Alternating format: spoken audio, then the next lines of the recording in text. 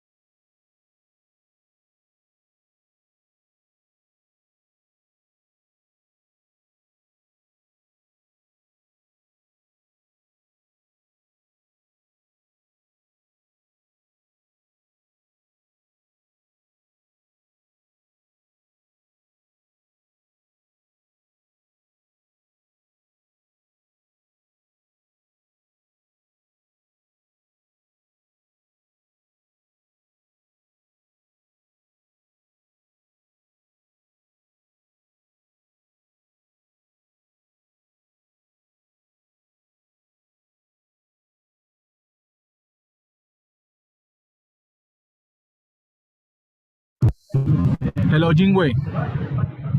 Or Yuchen. Here. Hello, Boha. Yes, do you see a participant whose name is COP15? Can you please put him as co-host? Co-host, yeah. Yeah, Co-host for COP. is okay. I will Yes, set please. up. Okay. Thank you. It is going to be displayed on the outside. No. In the lobby? Yeah, in the lobby, in the screen. You mean the Go and check.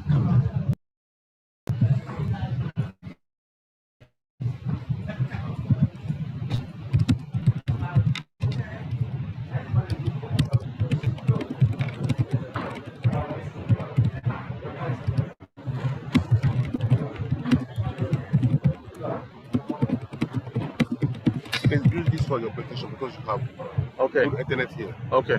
But the wireless is no, you know. Okay. Can you? It's okay. You can use it.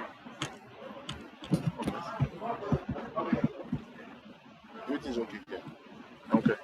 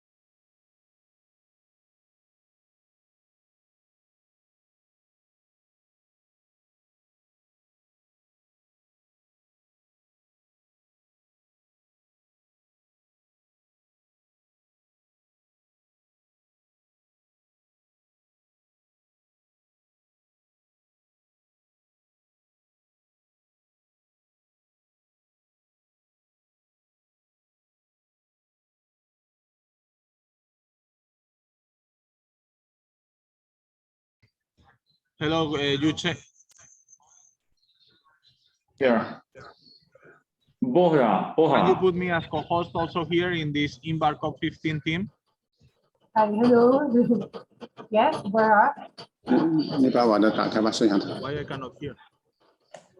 Boha, your voice is noisy. Audio is noise. Mute the computer. And the speak louder. Ça sort là-bas. Hello, Boha? Hello? Hey, son. Your microphone is not good, it's noise.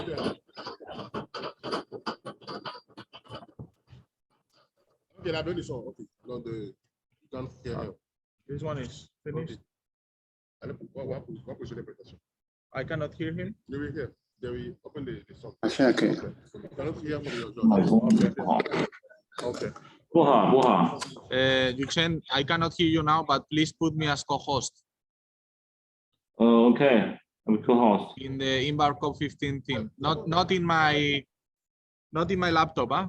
The one Okay, which okay. says INBAR COP15. Okay, I understand.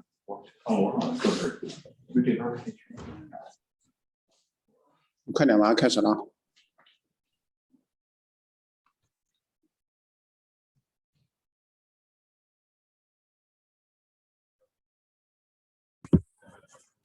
Professor Gung, good afternoon.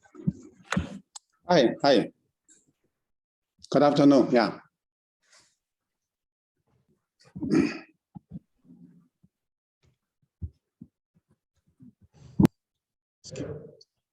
Can you try the video in the file I gave you? There is a video. Okay. Let me go to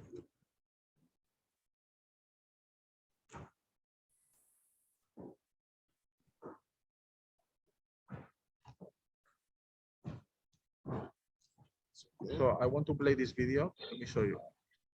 Okay, let me. If you want to talk, you have to use the mic. Okay. So, let me close the mic. Okay.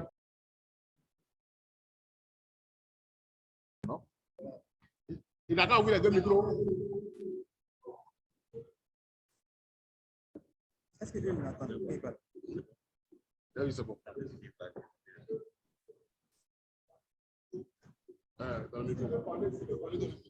Si tu veux parler dans le micro, les tables, c'est là pour que s'il parle en ensemble. Okay, use this one. Can you hear me? Yuchen, can you hear me? Yeah, we can, but a little bit noisy. A little bit noisy.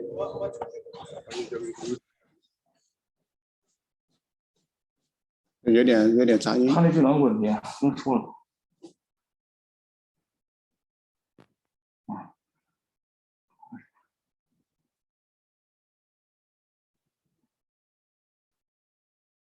Hello, Boha.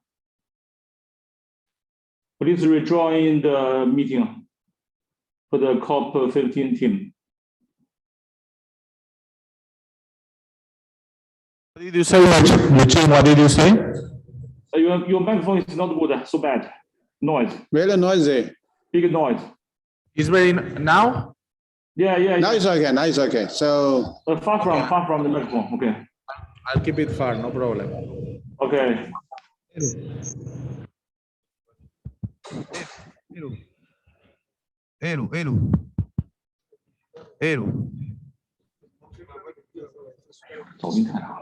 Hello. One. 这个太近。他们那个音响噪了回声了，给现在这一台电脑应该不应该开这俩声，这个电脑不应该开反正团队上调没有调试问题。 I have a video there that I want to play. It's in the file I give you. Who has that file? Okay, so the video you play from here when I tell you, okay? The video, there is a video. 这个图。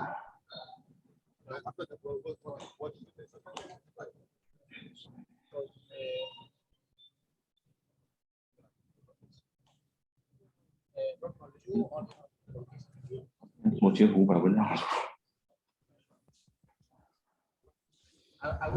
Richard, is the sound okay now? Oh, it's okay. It's okay. Yes, Renee, it's okay, but please away from the microphone. Okay. It's near Put a little bit faster. a little far. This one. That's right. This one? Any better? Still a little bit noisy. Maybe a little far from the microphone. Please change the microphone the volume. C'est pas bon. Ils disent que le son est trop loin du micro. Le son, oui. Le son est loin du micro. Ils n'entendent pas bien, c'est ça? Oui, oui, ils n'entendent pas bien. Ceux qui sont en ligne n'entendent pas bien. N'entendent pas bien. Ouais.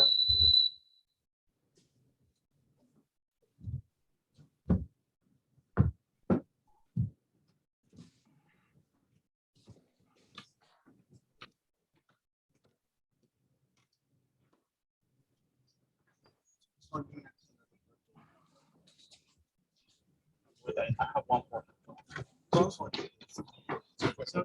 Tiens, au niveau du son, le son est trop loin. Le son est trop loin. Ouais, il y a un truc là. Ça vient là. Le son est pas loin du micro. Je sais pas pourquoi le micro ici.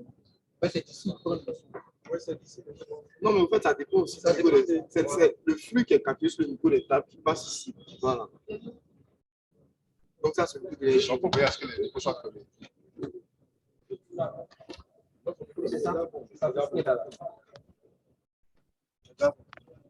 Moi, c'est deux fois.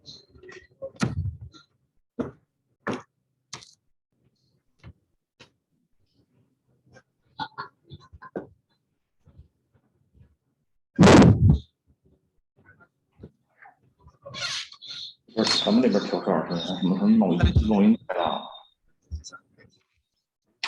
现在有多少人？现在是27人。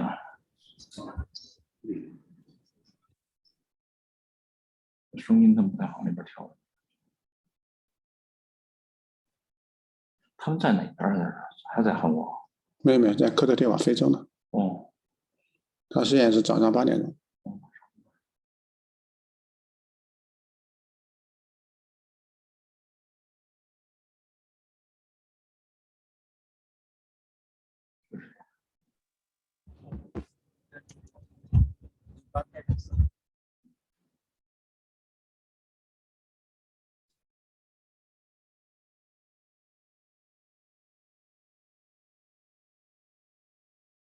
怎么用手机播放视频啊？我去。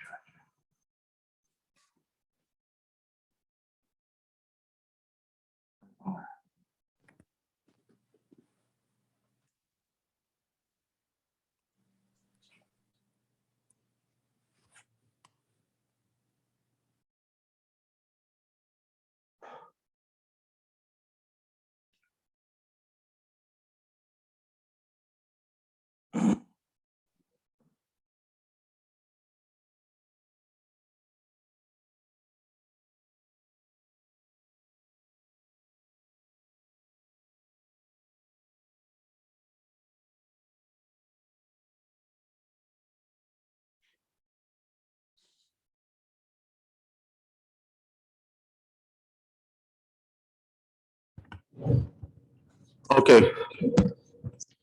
Good morning from Abidjan to everyone. Thank you very much for joining our side event today here at the UNCCD. We are very pleased to have you all with us. Apologies for this little delay we have had to solve some technical issues, but now we are ready to begin, and we hope that yes.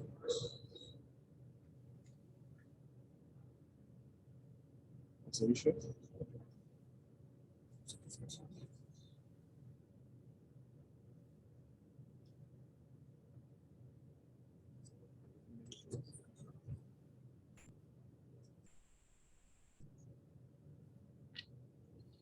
Okay. But why is the sound coming off?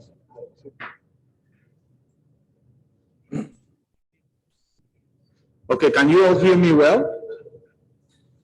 Yes? Okay. So I proceed. Yeah, thank you very much for being with us today. We are here at the UNCCD COP15 to hold a side event critical in the issues that we have been discussing along this week here at the UNCCD.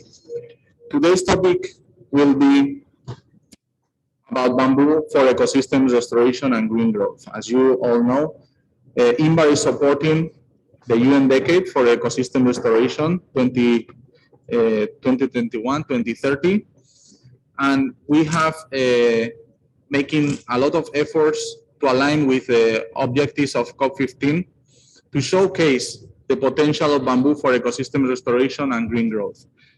We want to provide policymakers with an enabled framework of data and actions to realize the potential of bamboo for land restoration, soil and water enhancement, develop proper value chains, and to propel green growth, sustainable and affordable access to green energy,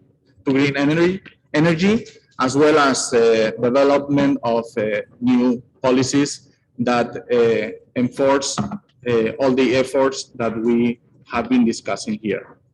So before we begin with our speakers, we would like to show you a video as an appetizer of what we are going to discuss today here, what we have been doing in INBAR as an organization which supports projects in the ground to help restore degraded lands and also create value chains that give value-added economic, what's wrong? That provide value-add economic growth to ecosystem restoration. So with that, I want to first start with the video. If you guys can share the video.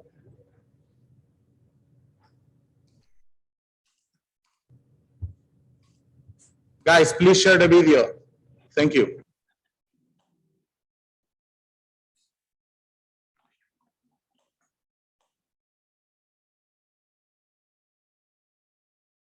No audio. 不好 no audio.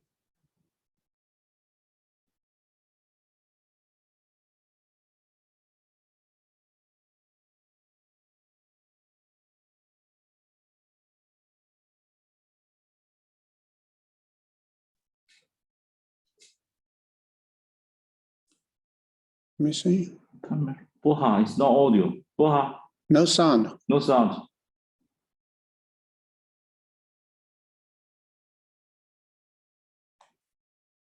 他们操作不对，没共享声音。Please share video with audio. No voice. 操作不对。Globally has proven to be an important nature-based solution with demonstrated potential to contribute to ecosystem restoration and provide clean energy and sustainable livelihoods for many communities. The potential of bamboo to check soil erosion, protect water bodies and sequester atmospheric carbon makes it an important nature-based tool to combat climate change. INBAR has been working on a number of projects to mitigate and adapt to climate change through land restoration and sustainable management of bamboo forests and farms, water resource mapping, and bamboo-based watershed management. INBAR is now a partner of the UN Decade on Ecosystems Restoration from 2021 to 2030, with commitments by member states to restore 5 million hectares of degraded lands with bamboo by 2030. INBAR projects in Central, East and West Africa are working to restore over 15,000 hectares of degraded land under the Inter-Africa Bamboo and Dutch Sino program. Under the Restoration Initiative, INBAR is supporting the government of Cameroon to restore degraded land using bamboo. Over 100 hectares of degraded land have been restored so far under the initiative. Smallholder farmers are also being trained in bamboo propagation, climate-smart farming methods, and bamboo agroforestry models to reduce climate change impacts. According to data from the UN Comrade database in 2019, exports of bamboo and rattan commodities reached $3.4 billion United States dollars. This is an increase of 5% in 2018. The wide range of products made from bamboo such as furniture, paper, clothing, and housing construction is evidence of its economic potential to promote green growth and sustainable development when utilized appropriately. INBAR's contribution to poverty reduction under SDG 1 has involved the implementation of pro-poor livelihood development programs targeting smallholder farmers, women and youth in Tanzania, Mozambique, Madagascar, Ethiopia, Kenya, and Uganda over the years. The ongoing Phase 2 of the Dutch Sino-Bamboo Development Program in East Africa, for example, is targeting 28,500 direct beneficiaries in Ethiopia, Kenya, and Uganda in livelihood development activities that would lead to poverty reduction. Additionally, a total of 30,000 smallholder farmers, women and youth are also expected to benefit from improved incomes and livelihoods under the ongoing Inter-Africa Bamboo Smallholder Farmers Livelihood Development Program in Cameroon, Ghana, Ethiopia, and Madagascar. Learning from success stories from Ethiopia and Madagascar under the program, 2 bamboo common production and training centers have also been established in Cameroon and Ghana to provide skills training in bamboo product manufacture, job creation and livelihood enhancement for over 2,500 beneficiaries. To promote clean and renewable energy under SDG 7, INBAR has implemented bamboo biomass for clean energy projects for rural poor households in Ghana, Ethiopia, Tanzania, and Madagascar with over $3 million United States dollars worth of investment in the sector, with funding support from the German Ministry of Education and Research and the International Fund for Agricultural Development. Bamboo biomass can be used directly as fuel wood or modified into charcoal for cooking and heating. It can also be gasified for thermal and electrical energy generation. Between 2009 to 2013, about 35,458 households have benefited from the use of bamboo charcoal and bamboo firewood. 216 medium-scale enterprises have also been supported to produce bamboo charcoal energy-efficient stoves for local communities. INBAR has also put together a task force on bamboo for renewable energy, with experts from 12 African countries to develop voluntary guideline standards which would enable countries to conform to the best standards as established by the African and the International Standards Organization. Identifying environmentally sustainable and affordable building materials has become important in meeting the housing needs of many. Bamboo provides safe, affordable, and environmentally friendly housing materials, as seen across different parts of the world.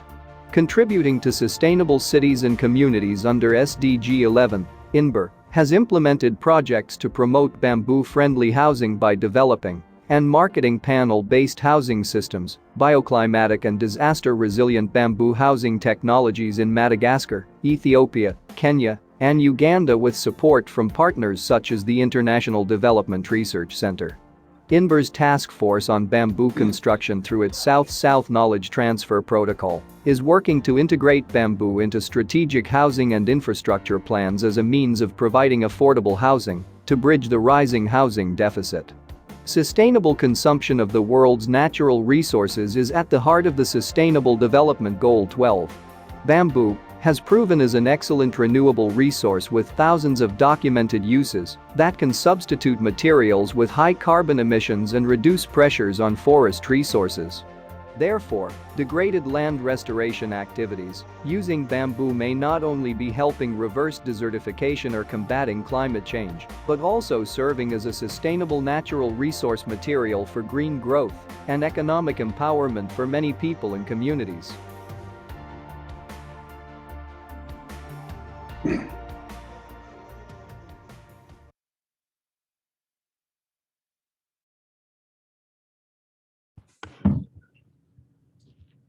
These are some of the examples that show that the value added that bamboo can bring to ecosystems restoration.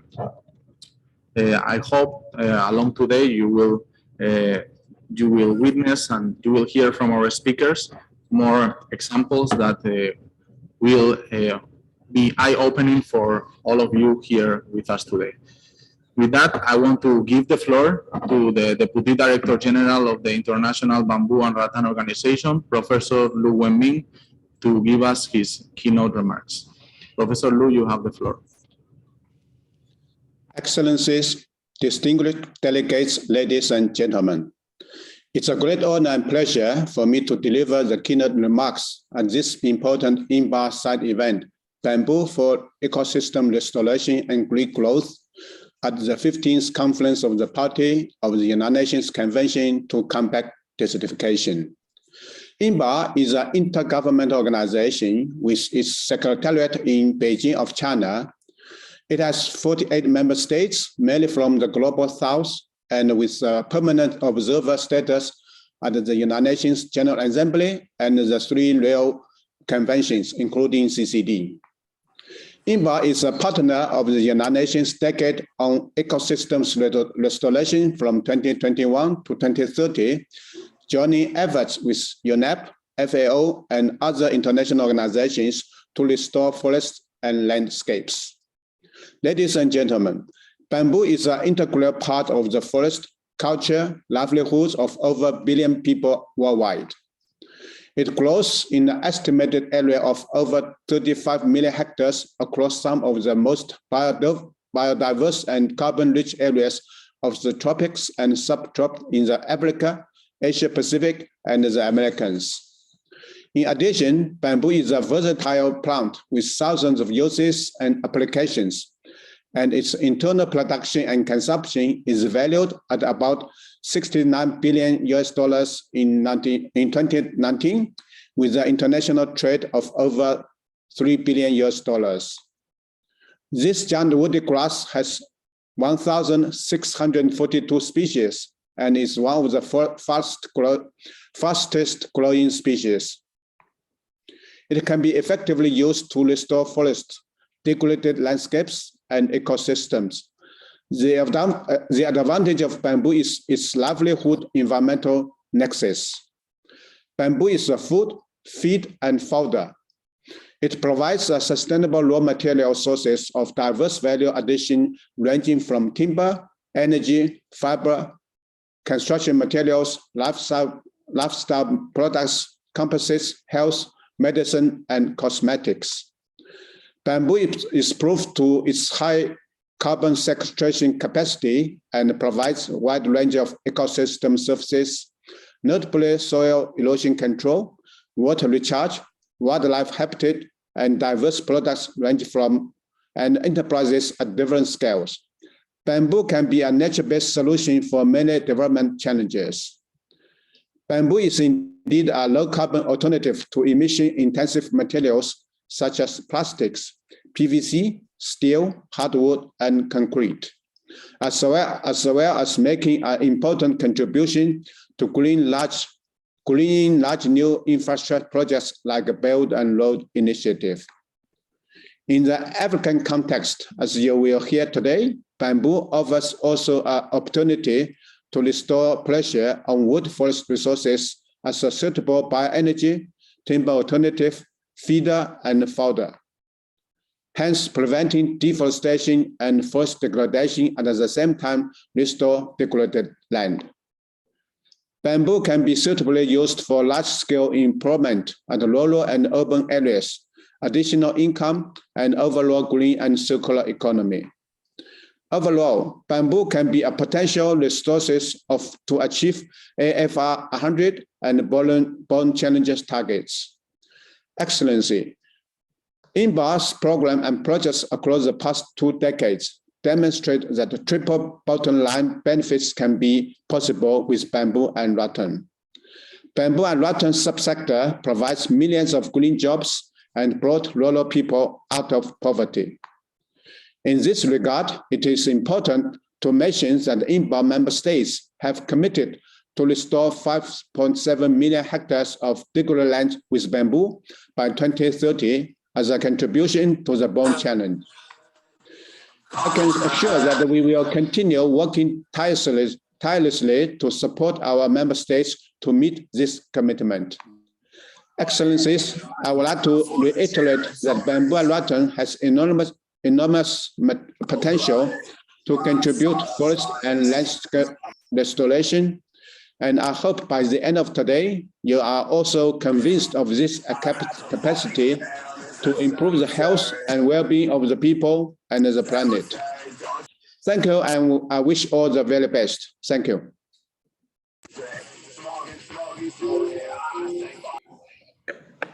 Thank you very much, Professor Lu Wenming, for your keynote remarks and for showing us the potential that bamboo can bring to ecosystem restoration and all the activities that can be done with bamboo. I would like to request our audience to please close your microphones because I can hear some noise on the background. I would request please to close your microphones. Thank you. With that, I will start the session today with our panelists. Our first panelist today is Dr. Tamirat Teshom. He is the Director and Researcher in Forestry and Climate Change Adaptation and Mitigation at the Ministry of Agriculture of Ethiopia. He will introduce today the potential bamboo sector contribution for green development in Ethiopia. Dr. Teshom, you have the floor in the next 15 minutes. Thank you, Bora. Good morning, ladies and gentlemen. My presentation for today is a potential of bamboo sector contribution for green economic development in Ethiopia. Excuse me, Teshom, 1 second. Excuse me, guys, can you please share your the presentation of Dr. Teshom? Thank you very much. Says INBAR.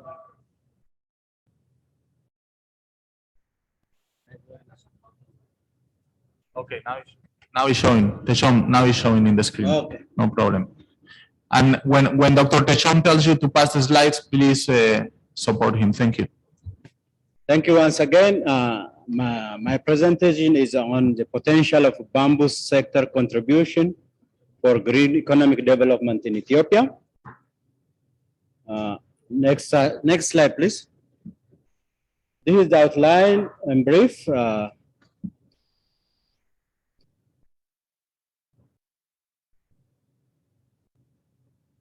Next slide, please. Okay, I'll bring your attention to give you a general information, the potential of bamboo in Ethiopia. As we know, Ethiopia has a great potential to become a leading high-value bamboo producer and supplier in Africa. As you know, we have the largest bamboo resources. The bamboo species that we have are two, the indigenous species of Oldinia alpina and Oxynentra abyssinica. Together, we have also introduced some 22 exotic species to adapt to our agroecology. We believe that bamboo is a strategic plant for land restoration in meeting the commitment of African 100. So in this regard, Ethiopia has took to restore 15 million hectares by 2030. We also believe that bamboo is a key for green growth initiative, especially the green legacy initiative that is underway in Ethiopia. We use bamboo as a key plant for restoration. It also plays a great role in meeting our national determined contribution, where it is the national adaptation plan also really puts bamboo as a key element for us. However, having all these potentials, our global market participation is less than 1% in terms of export and import. What bamboo makes is important for our economic development is its contribution for GDP, and it supports nearly 750,000 households directly for their economic development. So, next slide, please. In doing so, we have a very good policy support in forestry sector. We have revised our forest proclamation and endorsed our proclamation in 2018. which is called Proclamation number 1065. It ensures sustainable development, conservation, and utilization of bamboo forest resources in general, in particular bamboo resources. This proclamation strongly supports investors with various incentives. In the meantime, this bamboo resource is recognized as a tree or a forest in this our revised forest proclamation for the first time. So following that, we developed a bamboo strategy and action plan, which is going to be implemented from 2019 to 2030. This strategy and action plan has 10 main strategic direction or development directions. Really, they articulate the potential of bamboo to develop national program and projects. In general, nearly 51 public and non-governmental institutions have a stake in the implementation and realization of this strategy. Next slide. Let's look to the right and incentives that has been given by our proclamation for the forest developer or investors. Any investor who will be engaged from local or foreign can acquire a land in accordance to the federal and regional administration. Then can obtain a certificate of deed, title of deed for his land.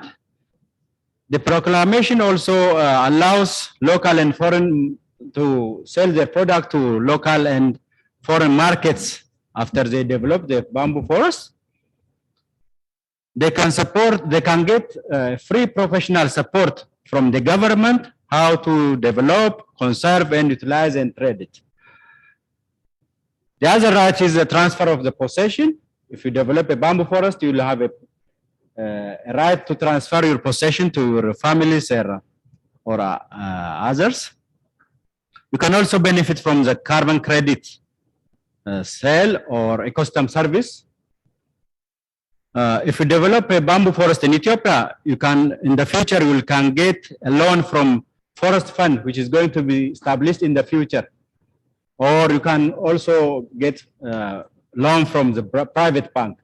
Recently, we have made a discussion with the private banks. They are willing to support the bamboo sector in giving loan. The other thing that they can get compensation in terms of if they, in case of there is expropriation of their possessions. If you develop a bamboo forest in Ethiopia, you will be exempted for tax and land rent for at least 2 production years. These are some of the incentives that are being given for forest developers in Ethiopia. Let's look to the bamboo resource base in Ethiopia. We know that bamboo accounts nearly 4.2% of the global resource, Ethiopian bamboo resource. Ethiopia has a bamboo resource which is estimated to be 60% of the African bamboo resources. In 2018, we have estimated the bamboo resource. It's nearly 1.47 million hectares.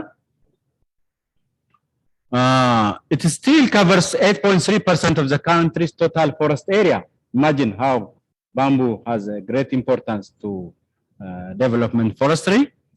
When you look to the area coverage of each species, Oldinia alpina covers nearly 115,000 and Oxytena abyssinica covers nearly 1,332,000 hectares. So the large proportion of the resource we have is the lowland bamboo. Next slide. During the implementation of this strategy for sustainable development and utilization of bamboo resource, we need to look to this 10 strategic direction, the potential program of or projects that we are going to look for. Once we have established our bamboo resource assessment, we need to cluster our bamboo resource according to their specialty. For instance, the lowland bamboo is suitable for charcoal. The highland bamboo is suitable for furniture and other product lines. We have a large amount of bamboo resources in the highlands, especially the natural bamboo forest. So the strategic direction 2 indicates we need to develop sustainable management of the existing bamboo resource. We also need to establish a new plantation as well. The key element is developing the value chain We have large scale, medium scale, and low scale industries in Ethiopia, but the value chain is still very low, so we need to work on that. We have to create an enabling environment for market development as well. Strategic Direction 6 invites to invest on innovation, research, and promotion of traditional knowledge on bamboo resources. The Strategic Direction 7 invites to invest on human capital building and knowledge management system is still low. So if we wish to ensure sustainable development and implementation of bamboo resource, we have to manage that. And develop partnership and mobilization of resources is very important. We know we have a resource, we have developed a policy, but we have to pull in so many resources to develop projects and programs that can really ensure us sustainable utilization and development of bamboo resource. Finally, we need to monitor and evaluate. We have to create enabling environment in institution and governance. We have the forest, Ethiopian Forest Development is a new institution that has been established. Now we have regional offices as well, line offices as well. So we have to strengthen these institutions in order to realize our strategy and policy. Finally, we have to monitor and evaluate our strategy. When you think of a sustainable development of bamboo, when establish a new bamboo, we encourage to undertake suitable bamboo plantation in all land ownership. In Ethiopia, we have 4 types of bamboo or forest ownership. The first one is a small order private bamboo forest. Actively, we have to involve the bamboo development and utilization aspect. The second type is a communal bamboo forest, where users are organized in groups developing a bamboo resource. At the same time, they are engaged in SMEs. The third type is the association bamboo forest type. We have a big forest enterprise. For instance, we have Oromia and Amara region. Oromia Forest Enterprise and Amara Bamboo Enterprise. They have to really engage in the utilization as well as in the development aspect of bamboo resources. But the large amount of bamboo resources still remain in the state of bamboo forest. For instance, when we mention the Kafa Bamboo Biosphere Reserve, there is a large amount of bamboo reserve in a state-owned bamboo forest. So the focal ministry, the Ethiopian Forestry Development, is planting, starting from 2020, around 20,000 hectares every year, starting from 2021, through mobilization of public funds. So we really have potential to increase the bamboo plantation up to 3 million hectares. So this effort has been started in 2021 and it will continue in the future. Next slide, please. When we look to the product lines, any investor who is going to, next slide, please. Any investor who is willing to come to Ethiopia as a local or foreign investors, there are some principal bamboo product lines. For instance, the industrial value chain is the main one. They can produce bamboo panels for flooring, ceiling, borders, curtains, sticks, table mats, incense sticks, and toothpicks. They also can be engaged in lowland bamboo for producing bamboo energy for charcoal, briquette, and pellets types. There are also, most of the SMEs are engaged in producing bamboo crafts and basketry. Bamboo mats is also a potential. Bamboo can be used also for construction material, which is less utilized, but it has a prospect to be utilized in the construction sector in the future. Bamboo for furniture is also a potential, and bamboo pole these are some of the product lines that the investor could engage in the future. The utilization aspect, we can categorize the bamboo resource in 3. As you know, globally, in China, for instance, if we take 12,000 products are being produced for market from bamboo. But in Ethiopia, we have 3 categories of bamboo industry through the value chain. Majority are the small-scale industries, the cottage and tool making industries. They do make bamboo bats and baskets. Almost majority of them are the small-scale industries. But little we have medium-scale industries which are engaged in sale processing machineries. Still a small number are in large-scale industry for both sale processing and processing the final product. We can mention the SA Bamboo, the Adal, the Abraham, Bamboo Paradise, Wine Group are the coming industries in the future who are going to tap the market in Ethiopia. Having said that, there is a great potential to loan providers can work with one or all three categories with respect to promoting industrialization in Ethiopia. Next slide, please. In order to ensure sustainable development and utilization of bamboo resource requires a consistent institutional setup and governance. As I have earlier said, the forest governance is guided by our Forest Revised Proclamation 1065, which was endorsed in 2018. This revised policy has 3 pillars which allow or ensure sustainable development, conservation, and utilization of bamboo resource. The bamboo resources are administered by regional states, and the federal focal institution called Ethiopian Forestry Development under Ministry of Agriculture is mandated to implement the forest policy. So having that, the underlying regional institutions are responsible for implementing the revised proclamation of 1065 to ensure sustainable development and utilization of bamboo. Finally, I'll look at next slide, please. We have really challenges in ensuring this development and utilization of bamboo resource. As a whole, at country level, we don't have a forest stewardship certification process.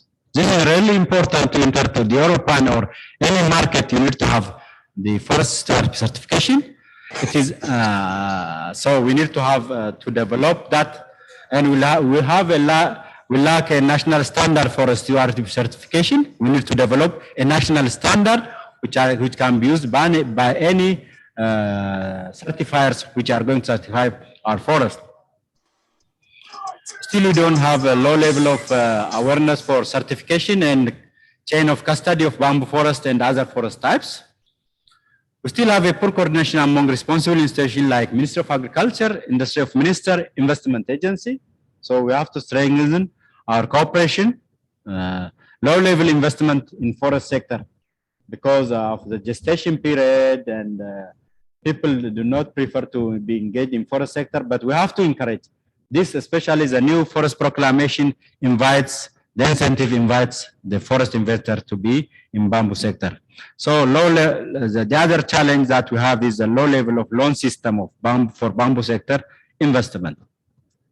The opportunities that we have at hand is we have feasible policy, bamboo strategy, which exempts tax and paying for land rent, will incentivize investors to be engaged in bamboo sector.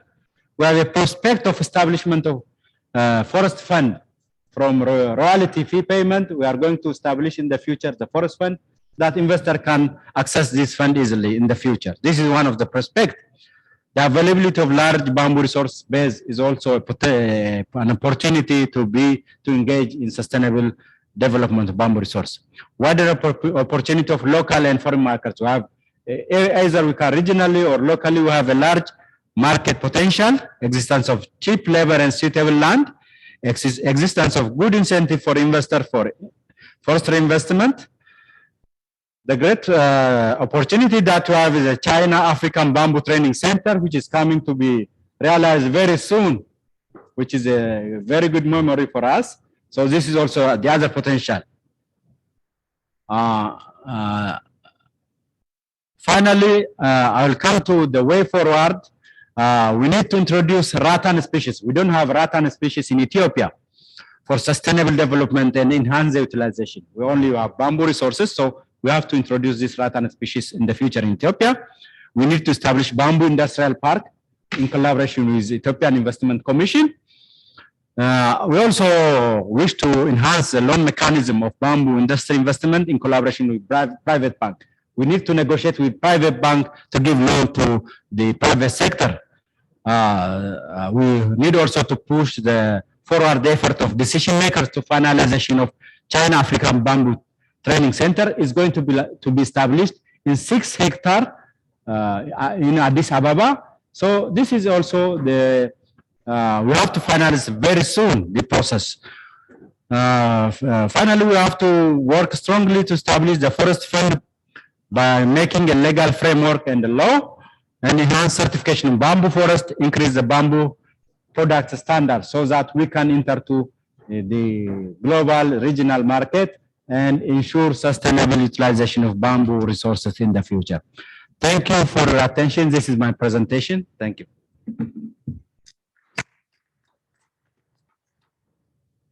Thank you very much, Dr. Deschamps, for your great presentation. I think you have mentioned three things that are key.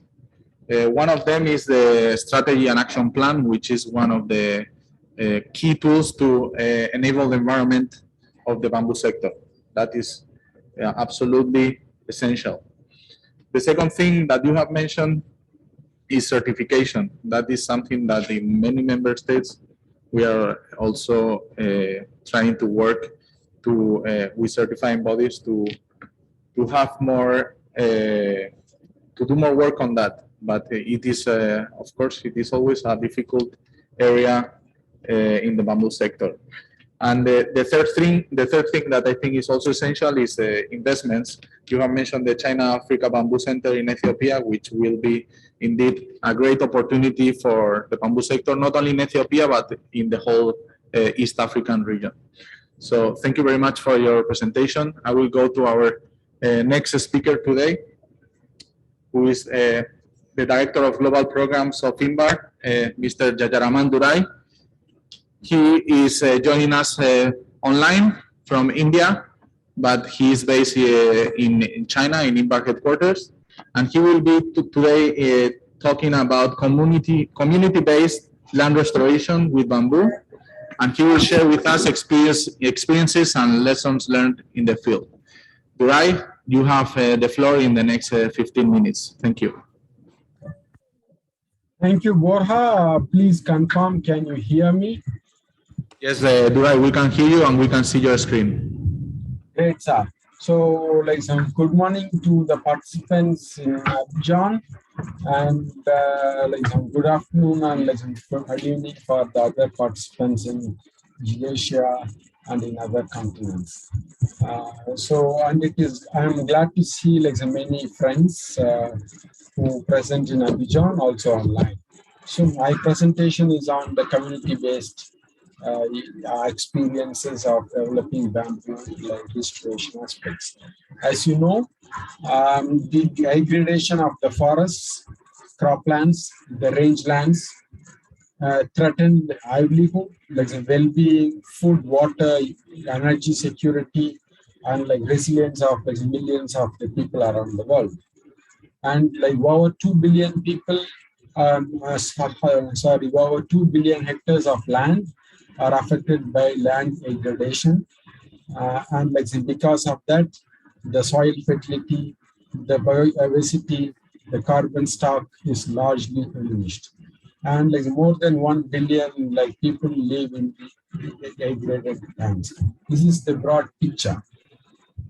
So, to mitigate this, the international communities, especially this United Nations Convention to Combat Acidification, the Convention on the Biological Diversity, IG Biodiversity Targets. So they have created the international and national commitments. As you know, in Africa, we have this AFR 100. In Europe, we have this ECCA. And in Latin America, we have this initiative 20 by 20. And globally, we have this Bond Challenge, Declaration, and other aspects. INBAR, to contribute to the Bond Challenge, to contribute to this, we have pledged with the support of our our member state, around 5.7 million hectares, or around 6 million hectares.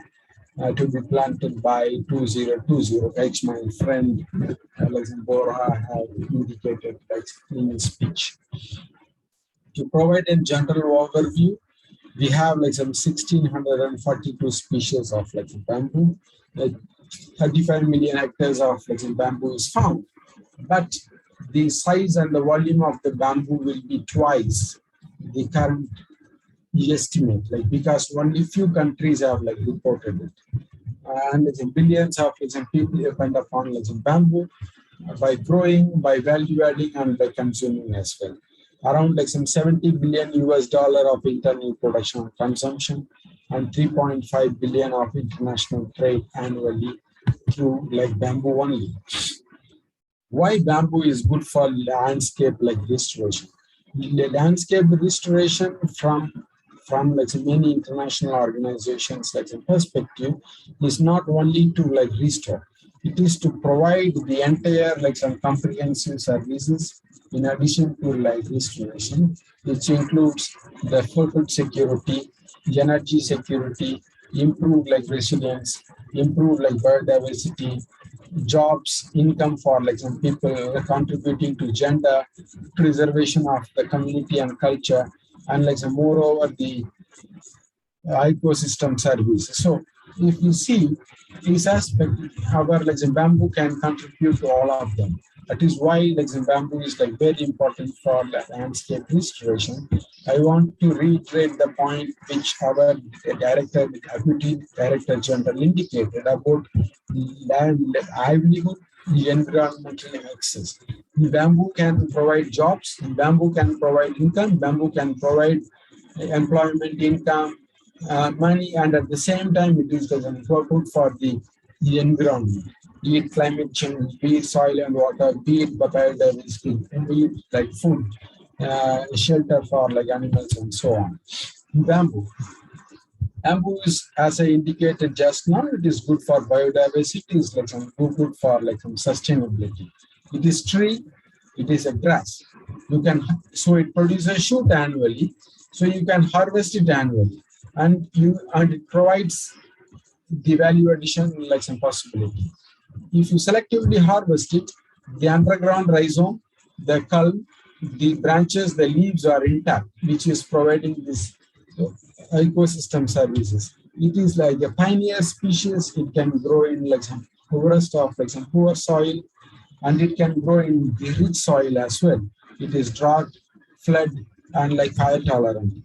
As you like may know, some species of bamboo can grow till like 1.2 like meters a day. No other plant in the world can grow at such speed. So it is the Ferrari of all like the plant.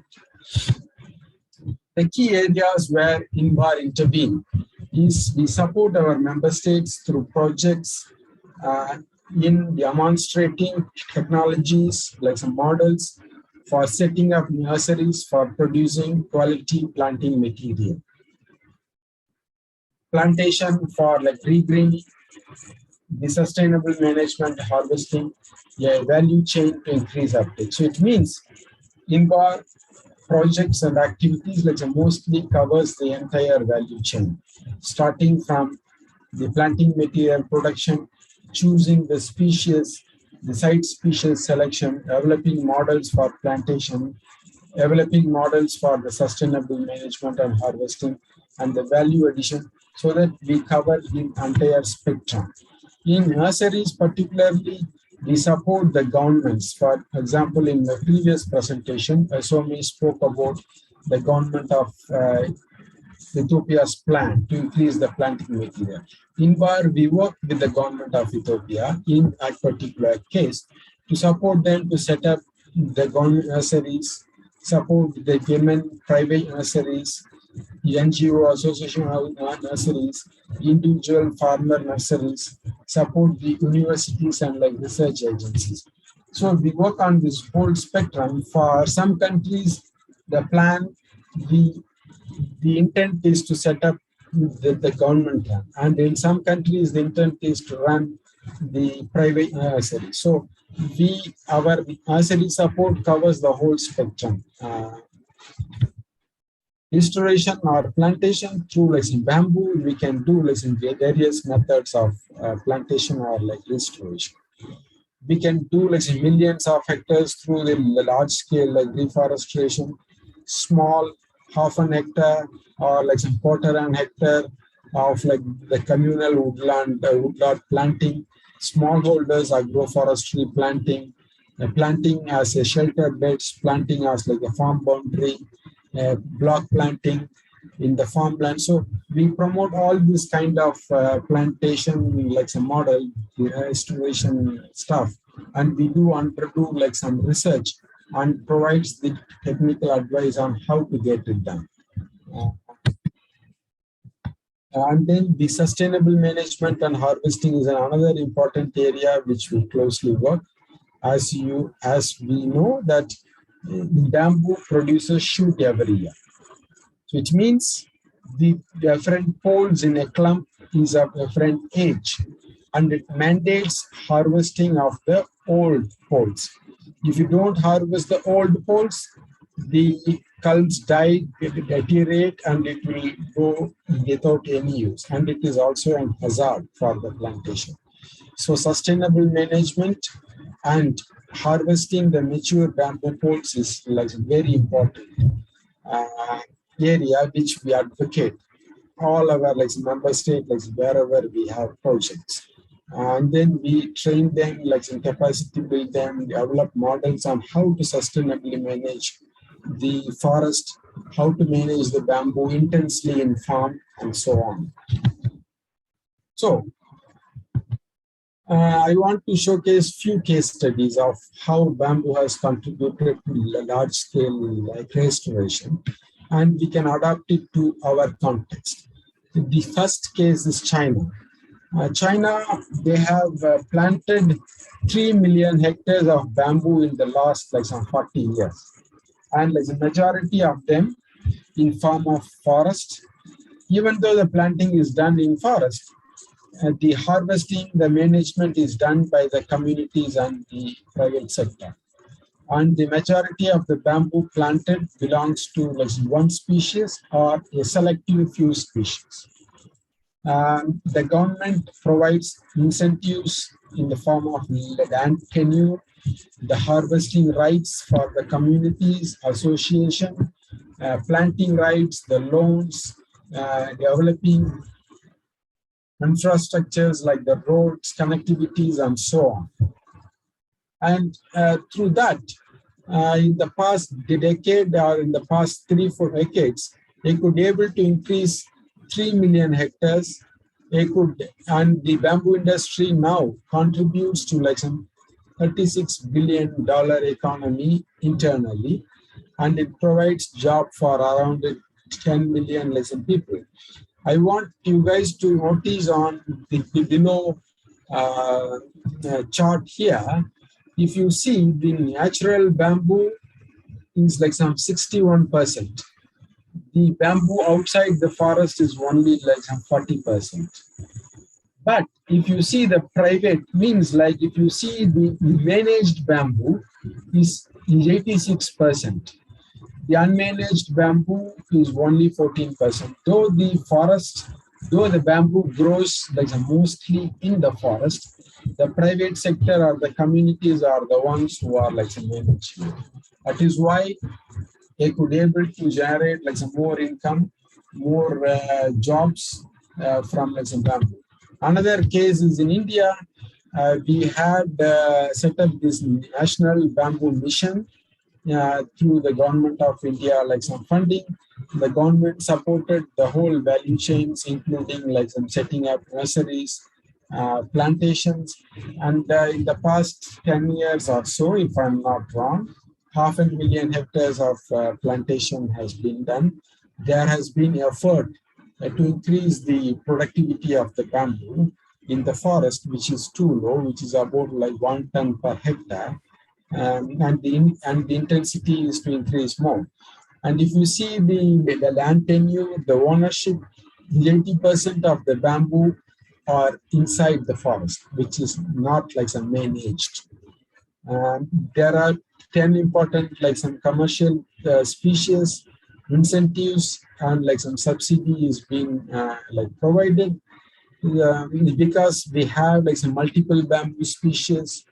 The bamboo from the harvest from the forest is not managed. It is not allowed to harvest. Only the bamboo in the private land can be harvested. Because of that, the industry don't have like much growth. The bamboo sector is still in the pre-industrial development stage or in the earlier industrial development stage. The supply chain and industry needs further development. Though the resource is there, the focus on the species is like missing. The supply chain integration is like missing. The species selection choice is like missing. the right to harvest the bamboo from the forest land is like missing. These are all some gaps. I want to like compare and contrast these two so that it provides you an idea and you choose the best model you wanted to use. So what can be the key approach we can take? The important thing is we need to focus on like a mechanism to consume the bamboo in scale. Scale means like if you want to plant bamboo in huge volumes, you need to have like a market for the bamboo in huge volumes. So we need to focus on the mass consumption product, like the pulp and paper, INBAR-based product, energy, shoe. Some few products which I have indicated here, focus on the product which is consumed in mass, so that the bamboo growers has the market demand for their produce. You can see here in the slide, this is an industry in China which they are producing lignin or like some cellulose from like some bamboo. These are all few pictures from the project site where the bamboo is being used for producing so food, for like the pulp and paper industry, for like fuel wood and so on. There is no silver bullet or like a simple solution. The countries, the developers, sorry, can focus on creating the demand for the bamboo product. You create the initial market pull. If you have like a market, the growers will automatically grow any crop, including like bamboo. You put in policies, strategies, and plans, investment and incentives, and converge like resources across the value chain. So this means the policies, strategies, and plans has to be according to the development stage. In China, they are in stage 5, means the post-industrialization stage. See, in Ethiopia, they are in the pre-industrialization stage. So we have to make policy strategies and plans according to the level of our growth, not at like somebody's plan. In addition to plantation, in addition to like a market for the poles, it is like important to create additional income sources like the payment to ecosystem services, carbon credit, like rent mechanisms and other things can add in the resources. The cluster-based species-specific bamboo resource development plus the sustainable management plus on-farm processing is key. Don't plant bamboo, whichever seed is there, I want to plant. Always plant bamboo depending upon the end use you are planning for. The agroclimatic regime your place located on.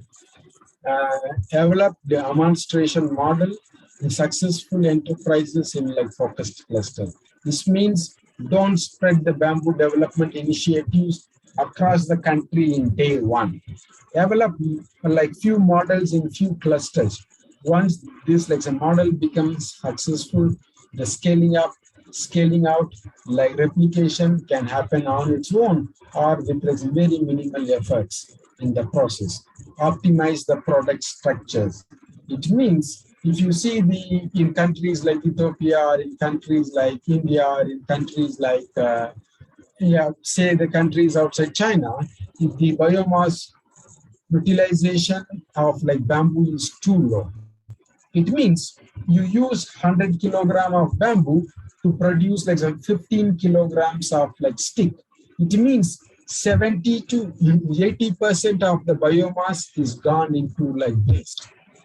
Develop the proper supply chain, develop the circular model so that you increase the utilization rate. Innovate according to the market preference, create an overall enabling environment. For like bamboo, it can do like wonders for the ecosystem. As my previous speakers, including my Director General, he like mentioned, bamboo is very good for ecosystem services. It is good for soil, erosion control, like water, like recharge, soil improvement. Plenty of like research INBAR has done, like plenty of scientific papers has been like published in this particular area. And we can engineer bamboo to enhance the ecosystem services and enhance the livelihood development. And with this, in the interest of time, I want to stop here. Like many thanks indeed to all of you for listening, and like many thanks for organizing this side event and inviting me here. The floor is yours, Rohan. Thank you very much, Durai. Thank you for the presentation. I think you provide a great overview of the situation of the bamboo sector in India and also some gaps that need to be addressed in India. And also, I think those some of the problems that you have mentioned are also happening here in Africa and also in Latin America. So I think you provided so many suggestions that can be very useful for all these three regions. Thank you very much. With that, I will go to our next speaker of today for the interest of time. Our next speaker is Dr. Rajesh Kaushal. He is the principal scientist of forestry at the Indian Institute of Soil and Water Conservation. He unfortunately he's not able to join us live today, but he will. He has provided us a pre-recorded presentation that will be played from our friends here in the UNCCD.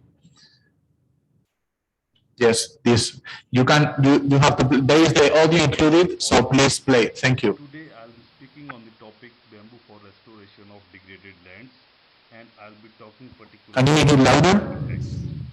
My dear friends, I'll be sharing my experiences on the work done in 7 different.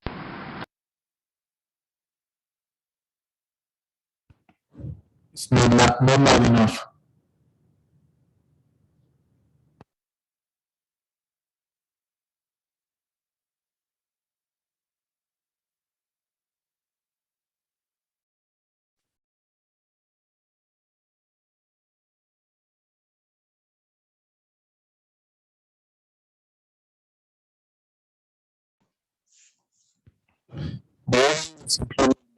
So you just have to play it and then just put it as loud as possible. Yeah.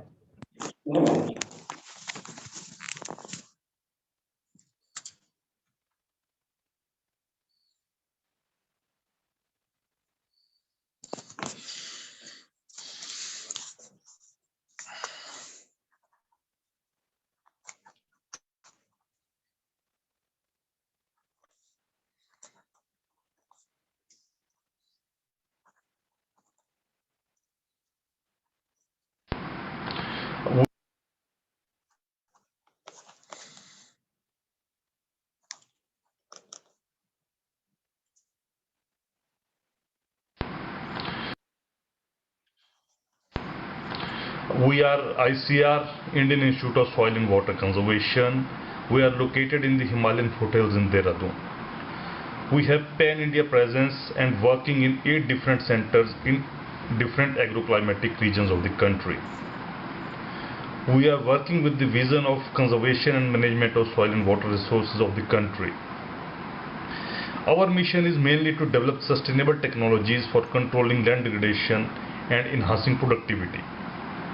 We are also center for training in research methodologies and updated technology for soil and water conservation and watershed management. As we know that land degradation is a major problem worldwide, which is affecting 2/3 countries of the world, 1/3 of the earth's surface, and 1/6 of the world population. If we talk of India, about 120 million hectare area is affected by different types of degradation. And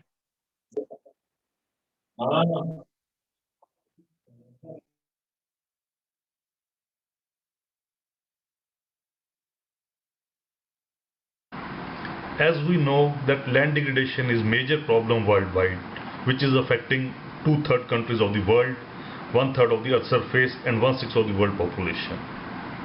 If we talk of India, about 120 million hectare area is affected by different types of degradation.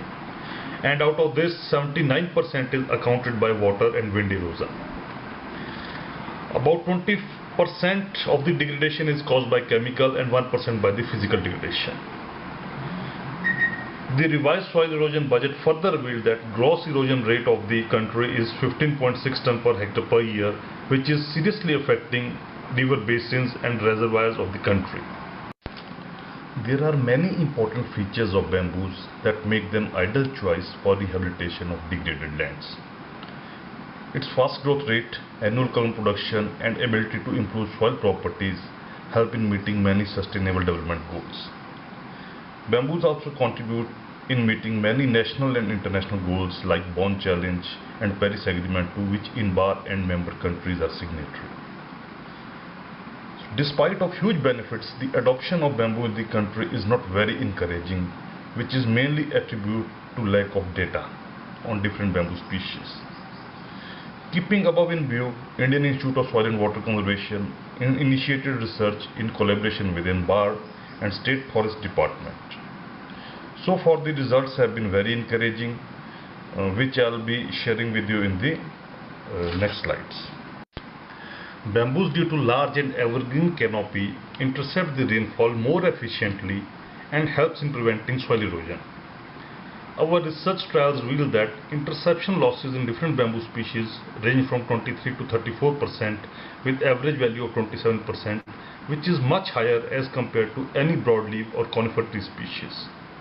Our results have further shown that species like Dendrocalamus hamiltoni and Bambusa nutans, they are more effective in checking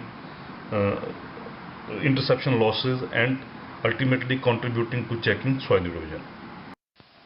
Roots are very important component in checking soil erosion. In general, root system is categorized into coarse root and fine roots. Coarse root provides support function to the plant, while fine roots helps in binding the soil. The result from our study revealed more root biomass in Dendrocalamus hamiltoni, Bambusa vulgaris, and Bambusa bambos. Results also revealed that majority of the roots in bamboos were present in top 10 centimeter layer. This was about 30 to 33%, while 70 to 84% of the roots they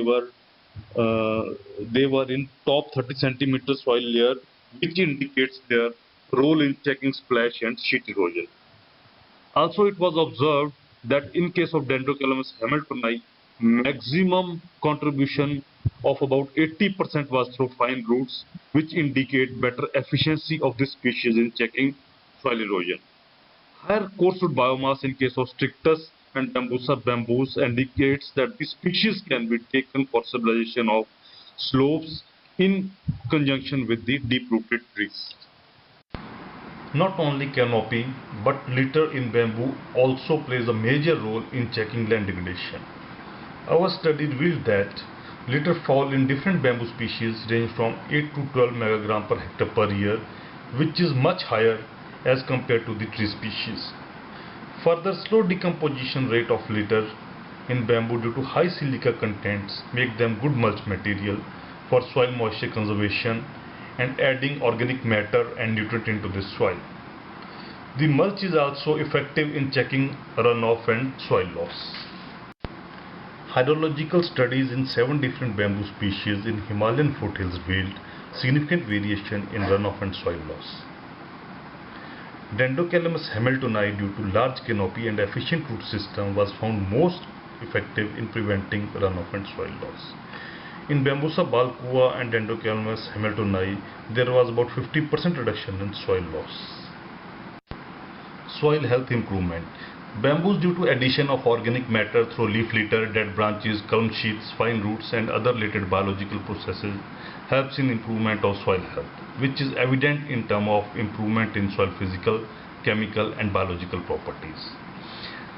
Our study in 6-year and 12-year-old plantation in 7 different bamboo species revealed that all the soil physical properties, they improved both under 6-year and 12-year-old plantation as compared to the fellow plots.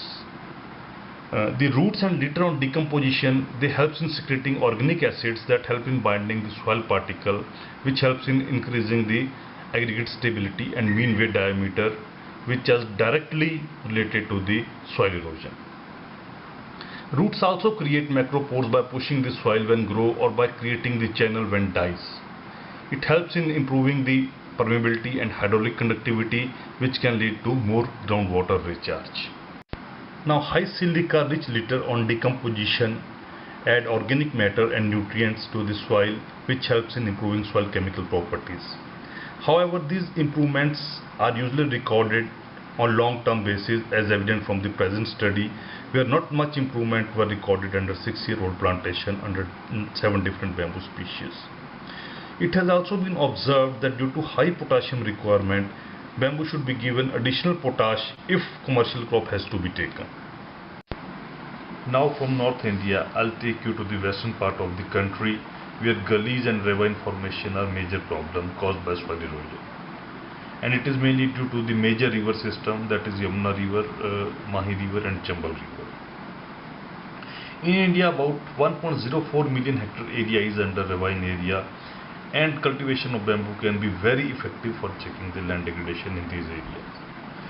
For this, Institute has developed a number of bamboo-based technologies which can be used for treatment of gully lands throughout the country. Now these are bamboo-based live vegetative check dams, and they have been found very useful, particularly for the stabilization of the small gullies. They are very low cost in nature, and they have been successfully evaluated in the ravine region of western part of the country.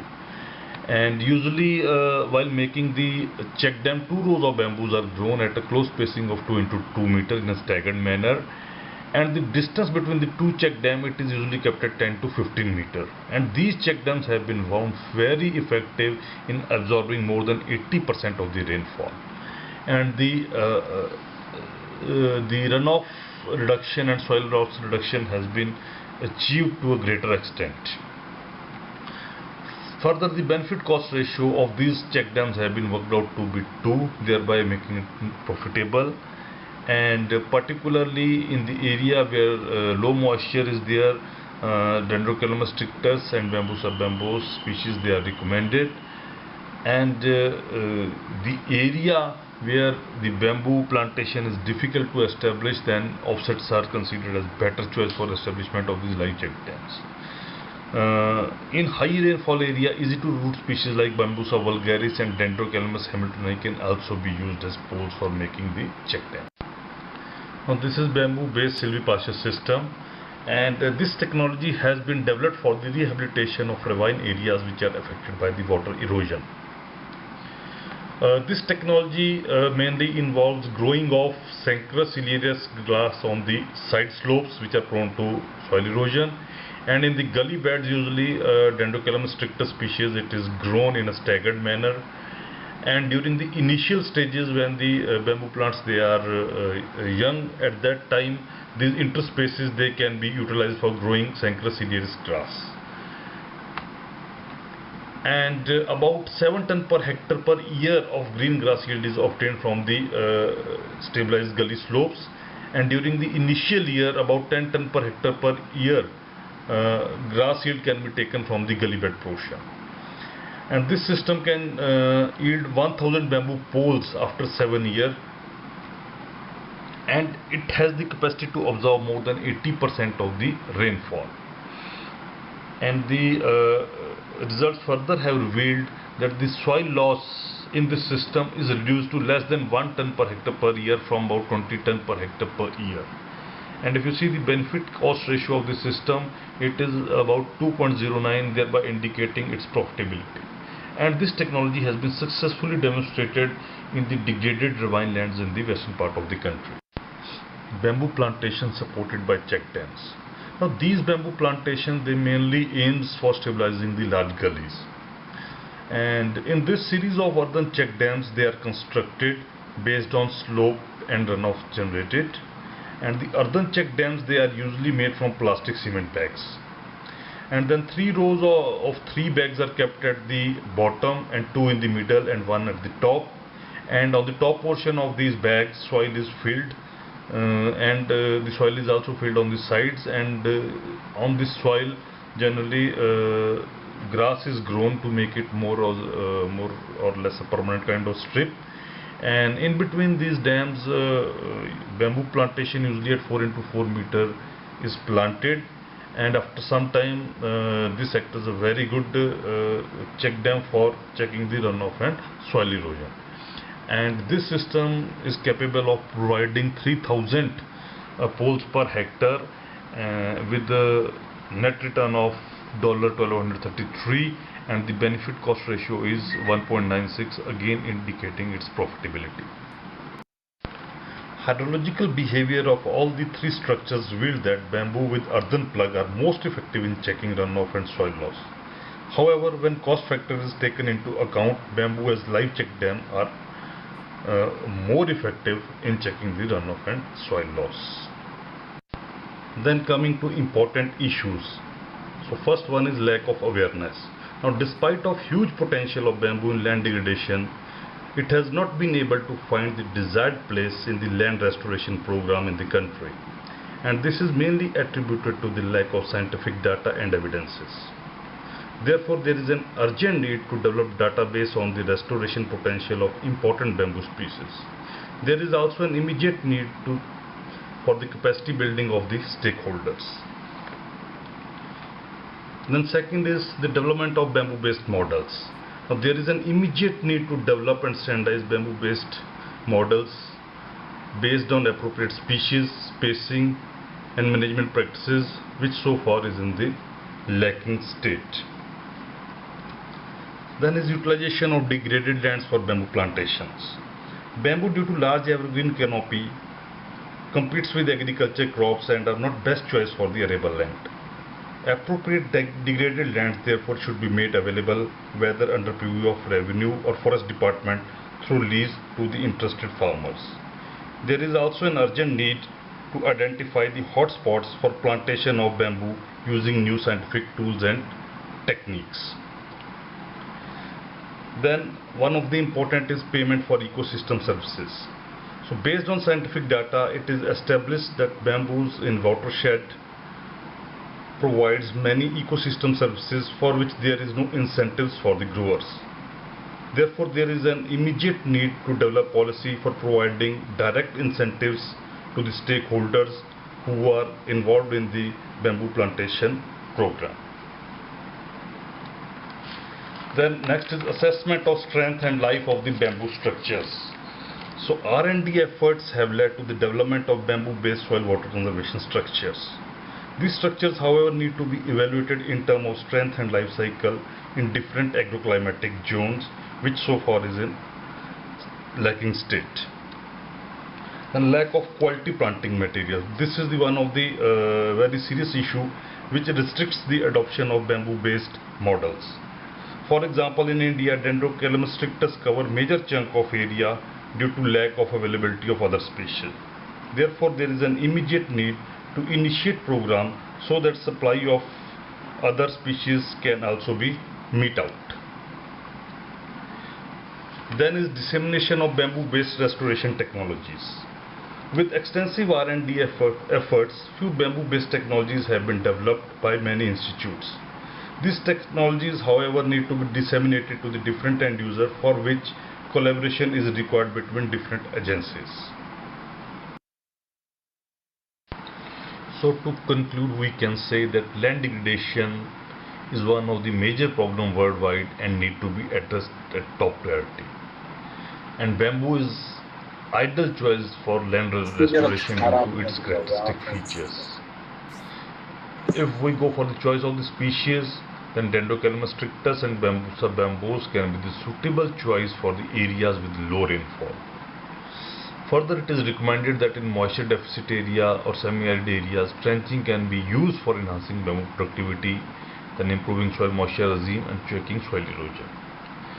Then bamboo-based structures and silvipasture system can be cost-effective solution for gully bed stabilization. Species such as Dendrocalamus hamiltoni and Bambusa vulgaris can be comparatively better choice for meeting both soil conservation and production needs. And last but not the least, there is an urgent need to develop database and extend the bamboo-based knowledge and technologies to the stakeholders so that their potential can be fully utilized. So my sincere thanks to INBAR, IFAD, European Union and Uttarakhand State Forest Department for funding the research. The technical support rendered by INBAR and the entire team is duly acknowledged, and last but not the least, I am highly thankful to all of you for your patience listening and sparing your valuable time. Thank you all.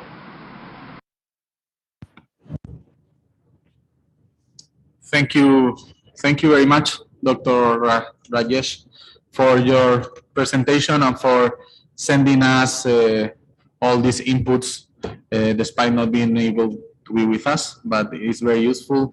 And it answers some of the questions. Sometimes we get questions, a lot of questions regarding does bamboo, for instance, does bamboo consume a lot of water?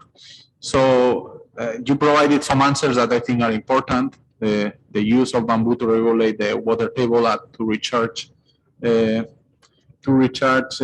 water grounds is one key scientific evidence of also that bamboo can also be useful to regulate water tables. So thank you very much for that. With that, I will go to our next speaker today, who is Mrs. Claudia Daza. Mrs. Claudia Daza is the chair of INBAR Global Task Force on Bamboo for Renewable Energy. And she's also a member of the ISO, the International Standards Organization, at the Technical Committee 296. She will be talking today about the added value to restoration projects with sustainable bioenergy from bamboo. Claudia, thank you very much for being with us. I don't know where are you because you've been traveling, but yes, you have the floor in the next 15 minutes. Thank you very much, Claudia. Thank you, Borja. Good morning, everyone. Do you hear me? Yes. Perfect. But Borja, I wonder, are you sharing my presentation from there or do I share it from my computer? Share it. I share it. What? Excuse me? I could not understand. You share, please. Okay. First of all, thank you all for being here and INBAR for the invitation.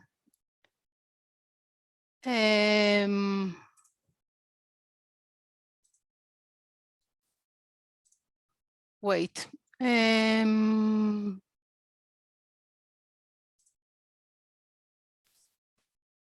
Do you see my presentation now?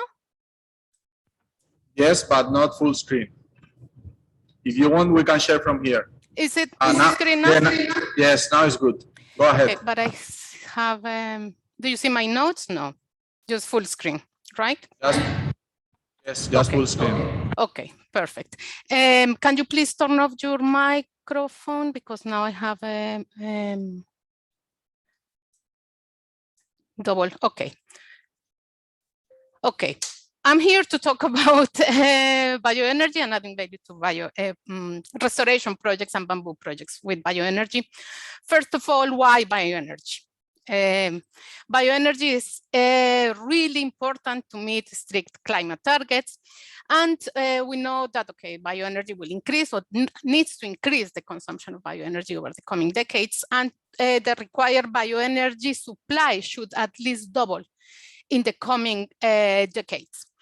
Given the increasing demand, new sustainable biomass supply chains are needed. And in this context, bamboo can play a really key global role.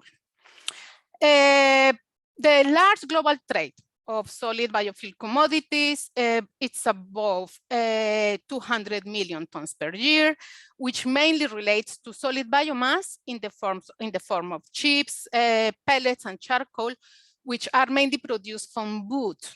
The main importing region is Europe globally, and mainly imports wood, chips, and pellets from the United States and Canada, but also charcoal, which is mainly produced in Africa, which unfortunately is not depicted in this picture, but this is really, really a key biofuel commodity also imported in Europe. And in the coming decades, it is also expected an increasing use of sustainable fuels and related increasing exports from the global south, which are key regions for bamboo producing regions. Okay, bamboo is in terms of biomass supply and for the biomass markets and biofuel markets seems like to be kind of an ideal biomass crop. Why? Okay, I will not go into the details because we've heard quite a lot today, but the most important is that it's really one of the fastest growing crops, resistant to climate changing conditions, requires little amounts of fertilizers and pesticides. This is key for the life cycle assessment and life cycle emissions of complete biomass chains. Intercropping is possible, etc. And of course, we've seen as an alternative to address climate change and sustainable development.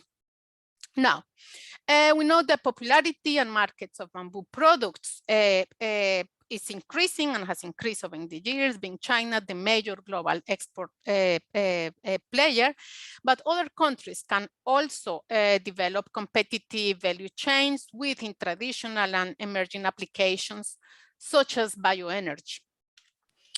Okay, in terms of the global availability and potential of biomass supply chains, bamboo is widely available in the global south, and we know that it has a large potential to establish plantations, and what is bringing us here together as a restoration alternative of degraded lands, most of which again are in the global south, bamboo producing countries, and this can contribute to the local and international biofuels markets, providing opportunities for some producing countries, which are also key players in the required transition from fossil to biofuels traits, like in Africa, in South America, etc. And okay, one of the key aspects that has been mentioned already in this event is that most of the natural stands are not properly managed because there's a lack of incentives, and this is leading to natural resources degradation. So next to providing alternatives to restoring degraded lands, establishing new plantations, we can also aim to the conservation and preservation of natural resources. And bioenergy and other products. Okay, well, I mentioned before, of course, that okay, bioenergy and other products can improve also the positive and long-term impacts and the sustainability of restoration projects. Not only the environmental, but also the socio-economic. In the context of climate change mitigation, bamboo production systems and value chains can contribute also with carbon sequestration and carbon stored in the durable products, that is like are the common markets of bamboo. Producing bioenergy allows the substitution of fossil fuels and the related avoided emissions. So then we help to mitigate climate change by lowering greenhouse gas emissions. And of course, we know we've seen that bamboo systems are high carbon storage systems. Now, bamboo systems, this is important, are high carbon sinks and can store equivalent on or even more carbon than trees. This is mainly related to the large root system, which depending on the species, as we saw in the previous presentation, the ratios are, yes, changes between species. But for example, here we have an example of a Latin American species, Guado angustifolia, that is native to Latin America, for which about 80% of the carbon stored in the system relates to the underground and to the below ground soil. Okay, so then again, then we have really high carbon storage in bamboo systems. But when a bamboo forest or plantation is not properly managed or harvested, the carbon storage potential decreases. then we need incentives for the proper management of bamboo systems, like established plantations or existing systems. And bioenergy, biomass production from bamboo can provide alternatives. One of the questions that are always asked within the bioenergy community is like whether producing bioenergy from bamboo will lead to deforestation. And this is not true, it's actually quite the opposite. It can contribute to the proper management and preservation of these resources. And why? Okay, we know that different from trees, after reaching maturity, bamboo culms decay and die. And for the proper management, these culms need to be removed, which stimulates the growth of new culms for highly productive systems. So we need to continuously remove material from bamboo plantations and established systems to allow for the sustainability of these systems. Okay, in terms of like the requirements, the sustainability requirements for international markets, this can be, okay, as just a general overview, this can be the sustainability of biomass production can be certified with several recognized schemes, some more which FSC and PFSC. In terms of greenhouse gas savings of replacing fuel, so this leads, okay, this is related to climate change mitigation. And according to the European Union accounting methodologies for greenhouse gases savings of replacing fossil fuels with biomass, for example, here for power production with bamboo, the savings can be even from 70%, that is the minimum required to enter the markets, let's say, to up to 300%, depending on the source of the material, which then results on bioenergy production, avoiding emissions of fossil fuels emissions, plus carbon storage. So this makes this feedstock really, really attractive. However, again, there are limited assessments on the benefits of carbon benefits of deploying bamboo biofuels. This has to be done. Now, okay, just an overall, again, an overview. The bioenergy production can contribute to circular bioeconomy developments, where resources from forests and plantations, sorry, I have to move here, from forests and plantations can, and from management and bamboo processing residues and end-of-life products. Here, like as I mentioned, the bamboo industries are really low efficient, have a low efficient resource use. So like about 40, 50, 70% of the processed material are residues. So these residues can be valorized into bioenergy applications, improving, of course, the economic viability of bamboo processing industries. So there are different conversion technologies. I will not go into details. We can produce solid fuels, liquid fuels, gaseous fuels, non-fuels. Also, this is also quite a key application, like here for char and biochar, that is also key for climate change mitigation and improving soil properties, especially in the global south. And this biochar can be, and fertilizers can be returned to forests and plantations, then again contributing to circular bioeconomy developments. There are different applications, traditional applications for cooking and heating, but also emerging applications for advanced biofuels. And there's something that I would like to point out, the industrial co-processing. We have to look also bamboo as a feedstock or as a fuel that can be integrated in existing processing industries, like for example, in the metallurgical processes, in co-processing in cement industries, and so on. So next to having the opportunity to help to replace these products, we can work together also with these sectors to help to improve their environmental and carbon footprint by replacing their fossil fuels with bamboo fuels. Okay, now, okay, there already bamboo energy applications exist and are developing. We see there's a combustion and electricity plant in Japan. There's coal substitution in China mainly with solid fuels from residues of bamboo processing, because okay, they have plenty of residues. There's electrification via gasification in Indonesia with the government subsidized project. In India, the first large-scale biorefinery of producing bioethanol with co-producing chemicals. This is the first of a kind project, so we have to see what happens with it. And of course, there are many projects of charcoal, and also gasification is largely promoted in Africa. And there's an announced plant of pellets production in Brazil. However, despite the progress, there's a large untapped potential for developing bioenergy value chains for local and for the international markets. Okay, I will not go into details, but I can just say that bamboo can comply with all the key requirements of bioenergy markets, like which are the security and of supply and scalability potential, because of course you want, mainly for the international markets, you want to be able to produce and to scale up in different regions in different countries. The technical specifications also of bamboo as a solid fuel, or as a biomass fuel, also comply. There's some challenges also that I will not deal with within this presentation, but it can comply with technical specification and the sustainability, socioeconomic and environmental sustainability.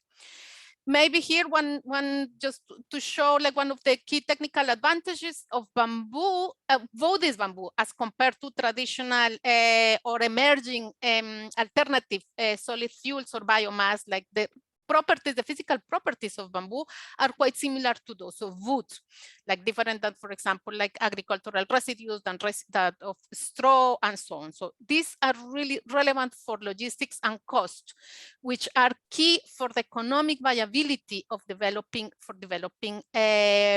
biomass value chains, right? Okay. Here, okay, we see like some processing in Colombia, like a traditional harvesting, and in China, which is much more advanced. You see that you can ship the material, transport it, and so on. Okay, in general, okay, we can say, okay, and again, comparing with alternative biomass feedstocks that are being looked out there in the global markets, the total cost and benefits along the complete value chain can be variable for bamboo. The chemical and physical properties are superior to those of agricultural residues, and these are key advantages for production and logistic costs. And I repeat, these are key for the economic viability of biomass and biofuels markets. The high sustainability potential, which leads or can lead to public acceptance, which is also key, because the biomass sector and the bioenergy sector has quite some opposition also, and their concerns from the public also about sustainability. So we have to demonstrate that, and we can demonstrate with bamboo, when things are properly planned and properly done, that that it can be sustainable, so we can assure public acceptance. And of course, like, okay, we've mentioned, it has been mentioned before, developing integrated value chains with potential additional market opportunities like carbon markets, payment for ecosystem services, can improve the competitiveness of biomass value chains from bamboo. Again, detailed assessments are needed because this is, bamboo has been kind of overlooked also for bioenergy applications in a larger scale, let's say. We face many challenges that need to be addressed. First of all, developing sufficient bamboo supply chains that can supply sufficient volumes of biomass to enter really into biocommodities market. And one of the challenges is the uptake of the feedstock by bioenergy end users, mainly by large-scale bioenergy end users, what I mentioned, coal power plants, cement industry, large users. And this is needed also to drive the development, because we suffer here a little bit of a chicken and egg of unbalanced supply demand. So the uptake of end users can drive the development of the supply chain. And of course, we need to perform and have critical assessment, techno-economic and sustainability assessment of the complete value chain from the biomass production, conversion, trade till end use. And to connect, this is probably the most difficult, all relevant stakeholders, again, from biomass producers to end users, also including policymakers and decision makers, from the public, private, research and development, civil society, and so on. Because to access markets, we need sufficient and reliable information, and mainly, once again, to access international markets. Okay, a long-term vision and strategic approaches are required, and bioenergy can be a key driver for the development of competitive bamboo value chains. High-value applications already exist, but this can be expanded. And bioenergy markets, once again, can drive the sector development in many regions. The biofuels markets are very large. The prices and the cost, the markets, the price market, the value market is low, but the volumes are large. So as compared, for example, chemicals, the volumes are small, but the prices are high. So, but then we have to look into integrated value chain. And we propose like somehow kind of a stepwise development of integrated value chains, which including started first with bioenergy for the local and international markets, while countries develop also the local capacities to be competitive in high value application markets, because you need technology, you need quality, you need volumes and so on to be able to access these high value application markets, also international markets. All right. I will not go into details again because we've talked, this has been talked a lot, but that of course bamboo can developing integrated value chains with different multiple applications because of the multiple benefits also can of course contribute to the EN SDG, but I would like to emphasize in the SDG number 17 and to finalize my presentation with an invitation to establish strategic partnerships. To point out also the importance of establishing strategic partnerships to unlock the potential of bamboo, because we need to mobilize investment with multi-stakeholder, public-private research development and intersectorial partnerships and international cooperation. Once again, establish strategic partnerships with fossil fuels intensive sectors also, like I mentioned, but I repeat, coal power plants, cement, steel, also the cogeneration in agro-industrial sectors that have already installed capacity to produce large scale biofuels, bioenergy, like in this case, electricity, chemicals and material sectors, mining or refineries, etc. And promote research and development with interdisciplinary approaches to assess the socioeconomic and environmental risk and benefits, and to do the proper planning. And this is really key with risk-based approaches. And of course, develop technologies and propose proper business model.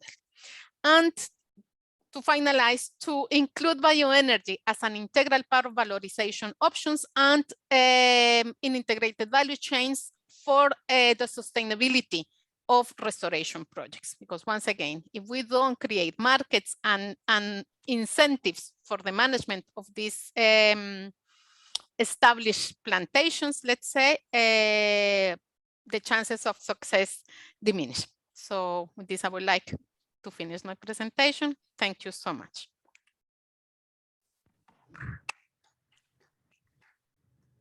Thank you very much, Claudia, for your fantastic presentation. I think also Dr. Techon was mentioning earlier the importance of partnerships to mobilize investments is key, and that is something that we have been discussing all this week here. And I think most of the member states, most of the governments, the countries, the organizations, the NGOs which are here, they are all looking for that, for partnerships to mobilize investments and resources to benefit, in our case, the bamboo industry and the rattan industry, but in their cases also to support their own countries or their own agendas. So thank you for that. I will go with our last speaker. We will have later a session, a Q&A session. So please stay with us, all our speakers. But our last speaker today will complete a fantastic panel. Is Mr. René Kamp. He is the director of INBAR Regional Office in Central Africa. And he will be assessing the potential of bamboo as an opportunity to restore degraded forests and landscapes. René, you have the floor. Thank you for joining our panel. Thank you. Thank you, Borja, for the floor given to me. So I'm very lucky to be the last speaker, because then my predecessors have pretty much set the scene. As Borja have said, I hope I'm loud enough for everybody online. So for those on site, I would like to also to draw your attention to the table at the center of the room, where we've displayed some bamboo and rattan exhibits. Please enjoy what we can do today thanks to technology. So back to my presentation, I'll talk about opportunities for degraded forest and landscape within the context of ecosystem restoration. So I will look at it from three angles: the global restoration movement, the potential for bamboo restoration, and the initiatives where bamboo is playing a role. So why do we need to restore? Basically because we have increasing pressure on land, we have decreasing size of land that are usable, and unfortunately the poor are disproportionately affected by these changes, and COVID-19 has proven it. So we have increased pressure on land, and one of the reasons of this increase is the population growth. Today we estimated at 7.9 billion people, and by 2050 we are looking at I think today is 9.7 with the impact of the COVID and the restrictions. So this is going to put an extra 69% in terms of resource need, in terms of food, in terms of energy, and all of this is going to further increase pressure on land. In terms of decreasing utilization of land, we see that 47% of forests are degraded or deforested, and 1/3 of land is highly or moderately degraded. So these are land which are not very productive, especially for agricultural purposes. So as I said, the poor face the most severe part of the land degradation. When the land is not able to provide ecosystem services, the poorest are the most vulnerable people, and it echoes the fact that this is a challenge that we need to look into it. But there is hope because with the restoration initiative assessment, we're able to see that we have 2 billion of hectares which are able to be restored. And if we do restore that, I think it's going to significantly contribute to restoring our land. In terms of targets, international initiative like the Bond Challenge is looking at restoring 150 million of land by 2020. I think it's time to have to take an inventory of that initiative. How much have we been able to restore? We also have the New York Declaration looking at 350 million of hectares by 2030. I think there we still have time, but we need to act. We need to act fast. So today, what is the scenario we have today, and what is the scenario we are looking at? The scenario we have today is that forest is degraded, agroforestry systems and agricultural systems further contribute to deforestation. We need to try to intensify production, restore production, try to put production in mixed systems where we have multiple benefits, so that in the vision of 2050, we have a balance of agriculture, agroforestry, and forestry without contributing to forest degradation or land degradation. That is the way forward, and it might be the only way forward, as we don't have a B planet. We only have one planet.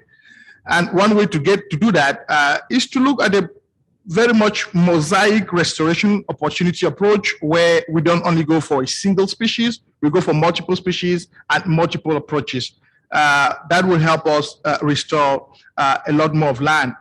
We are not talking about things that are impossible. We've seen success cases, and this is one. If you look at this, you will see South Korea in 1960, the land was totally degraded. But over a period of 50 years, they have been able to totally restore those land, and the benefits are there. The forest cover has increased by a percentage between 35 and 64%. The forest density has multiplied times 14 times. The population has doubled, and the economy that people are able to derive from this forest is 25 times more than what they had when we were at a degraded level. South Korea is not a standalone case. On this slide, I tried to show a little bit what are the benefits of forest restoration. And we have some countries who are really trying to do something. In addition to South Korea, we have the US and Costa Rica. We see how jobs have been able to increase over the years. We see how soil erosion, they have been able to decrease soil erosion. They've been able to increase wood supply, which is something people think that when you sustainably manage your forest, there's no way you can get more wood. But sustainably manage the forest has proven that you can actually get more wood from that. So we have protected water, recreation, biodiversity, climate benefits. All these have increased from a period of 1920 to 2010. So this is the way we need to go to be able to meet our end needs. So why bamboo? I think the argument has been overstated already by my predecessors. I'm going to run over it very fast. So in the 21st century, we need to reassess the plant that we use and how we use them. I think there is an overexploitation of few species in the forest, and some other species are neglected. So we need to rethink the way we use our forest. Plantations currently provide less than 50% of the world demand for wood. So if we only rely on our plantations, it is clear that we cannot satisfy our needs. We need to rethink about that. Bamboo is one of the fastest growing plants in the world, and we have over 1,662 different species identified in the world. Bamboo sustainability provides a key way of dealing with the contemporary natural resource deficits that we have. So these are some of the reasons why we should consider bamboo. In addition, we have rapid maturity. In less than 7 years, you basically have the material you're looking for. We have bamboo can be grown on marginal degraded land that is not good for agriculture, that may not be good for any other land uses. That is where you can plant bamboo and you are likely to have a good plantation. Reduce inputs, less chemicals, less fertilizers, less watering. Basically, it is a plantation where you do not need to pour in too much attention. Soil regeneration. So the rhizome binds the soil, protects against erosion, landslide rhizomes. So that's another reason why we should consider bamboo. Ecological benefits, it's permanent. The canopy creates thick layer.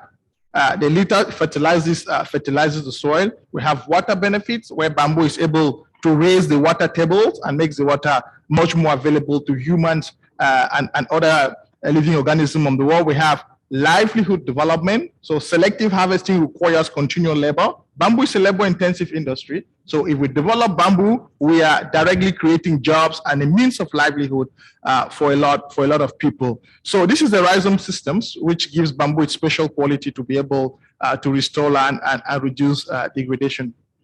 Also, on this table, I tried to compare the carbon sequestration potential of Moso bamboo and the Chinese fir.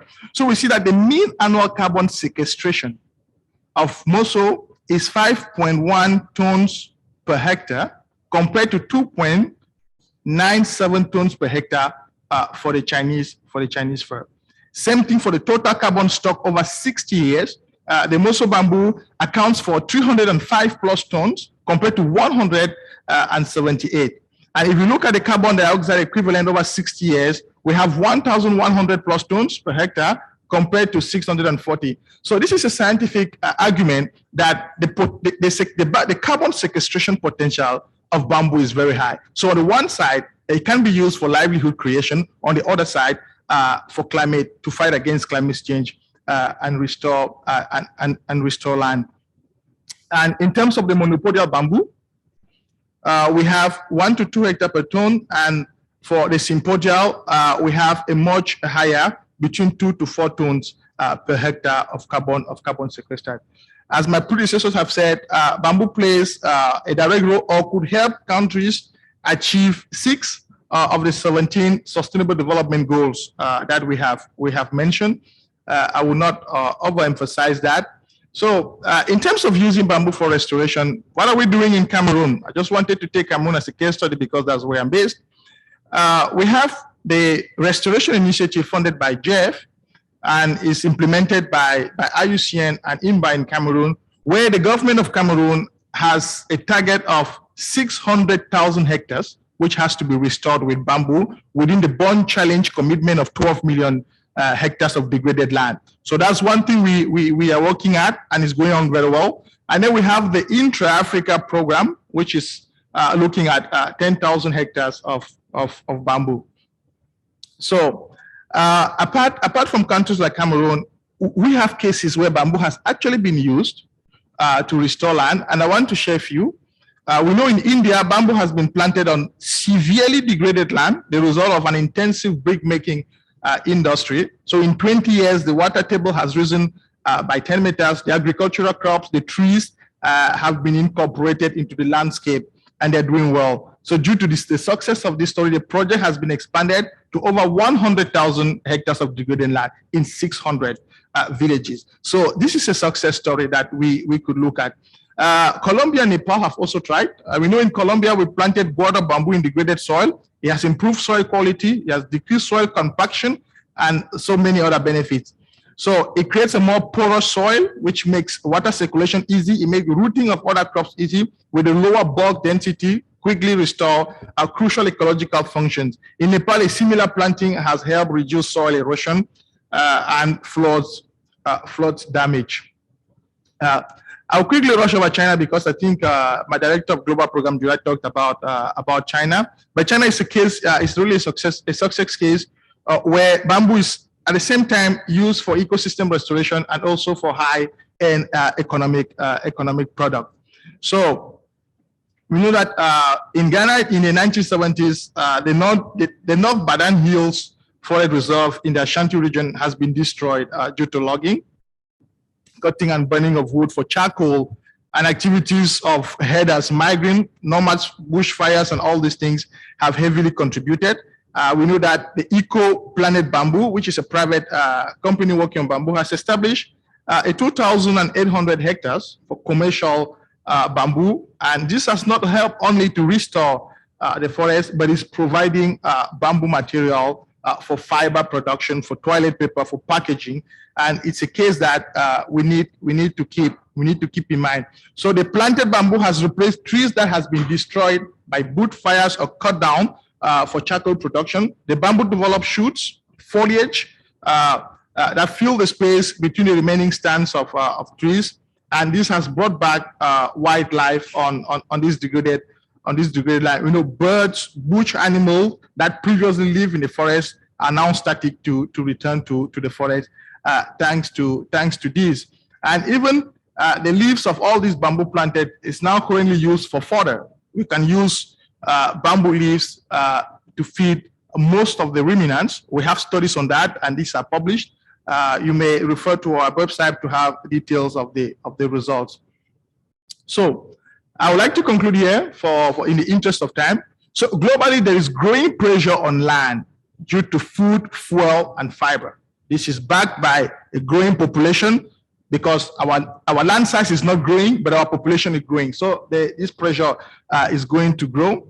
Bamboo can be one of a range of options to rapidly regenerate degraded land, reduce soil erosion, and provide livelihoods benefit. Restoration objectives need to be clarified, opportunities mapped, and managed plan identified to ensure sustainability. I would like to finish with this image, which really pretty much summarizes bamboo. So this is a winter period. We see a heavy snow. Bamboo bends during the snow, but it doesn't break. So we can capitalize on these skills of bamboo to be able to restore our degraded ecosystems. On that, Borja, thank you very much for the floor.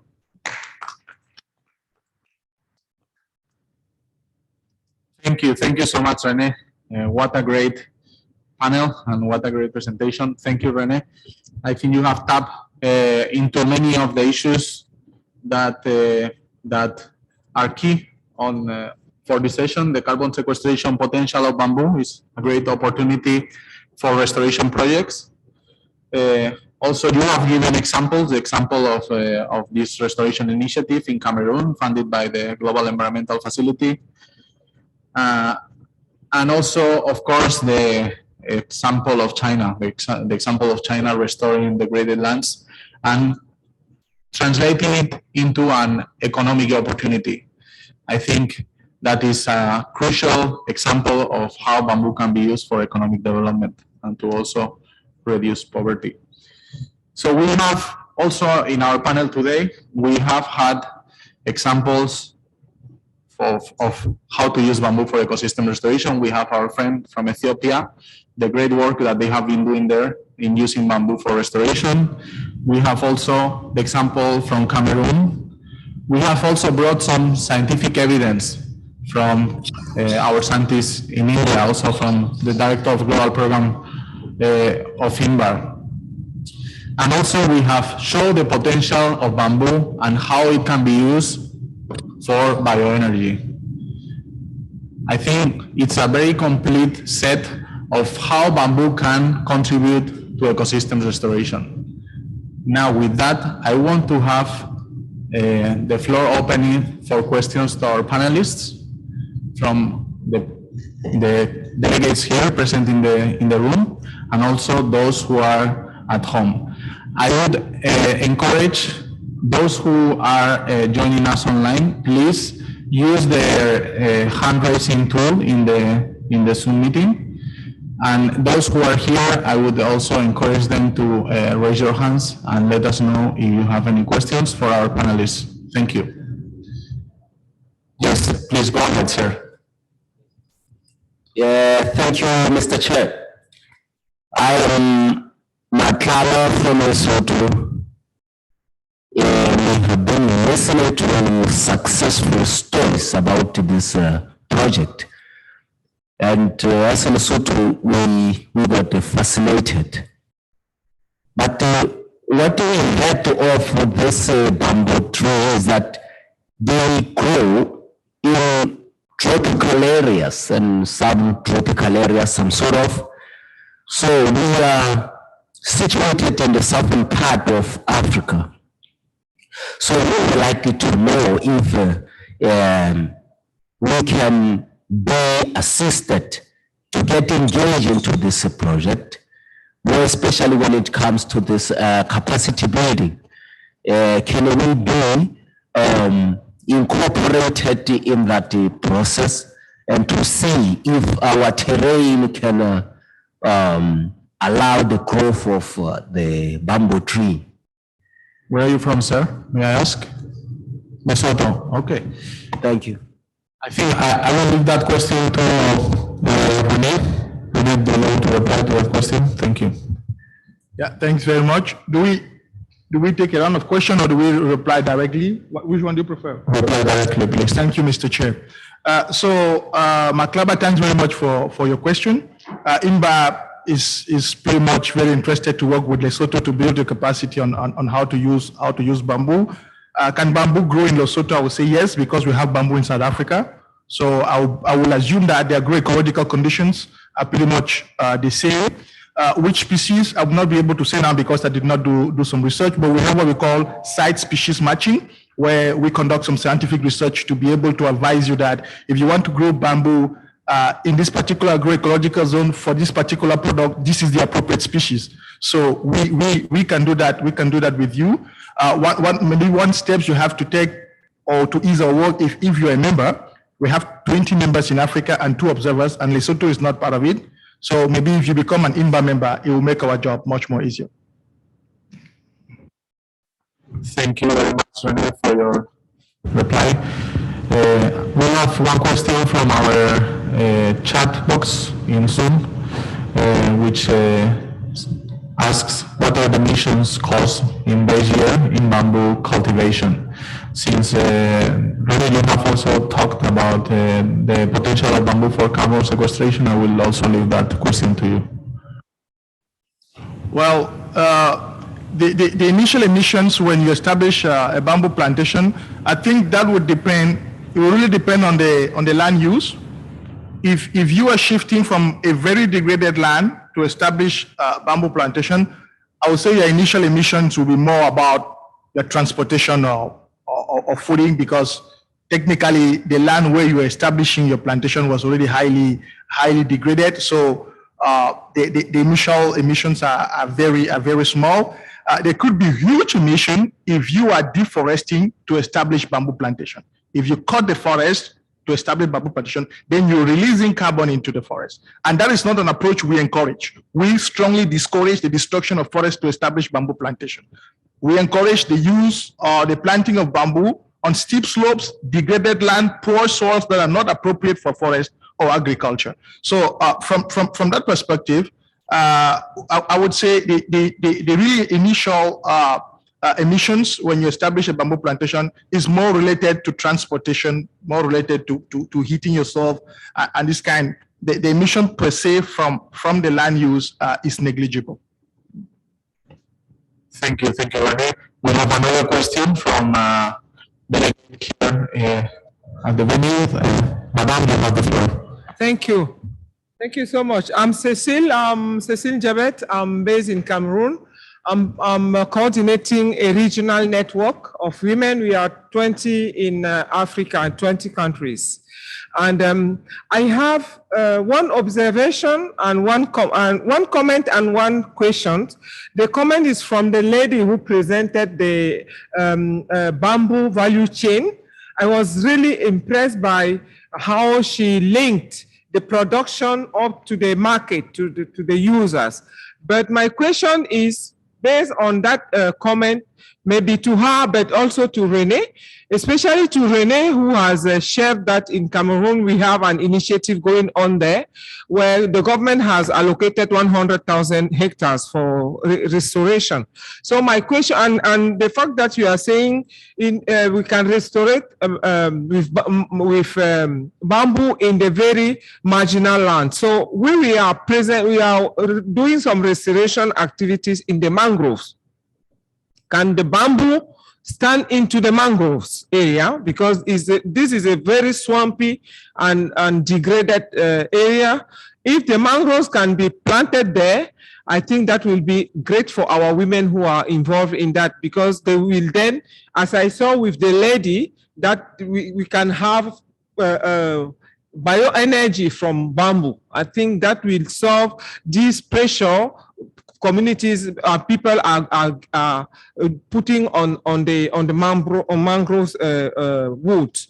That's the first. The second one is we have committed as Refakov of planting 20 million trees as our contribution to the decade on ecosystem restoration. So my question is to you and to you all, how can our network of women in Africa collaborate or partner with INBAR? Thank you.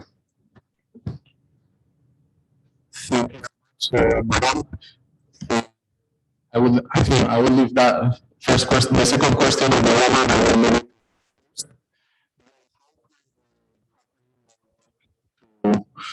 to integrate system restoration in Africa.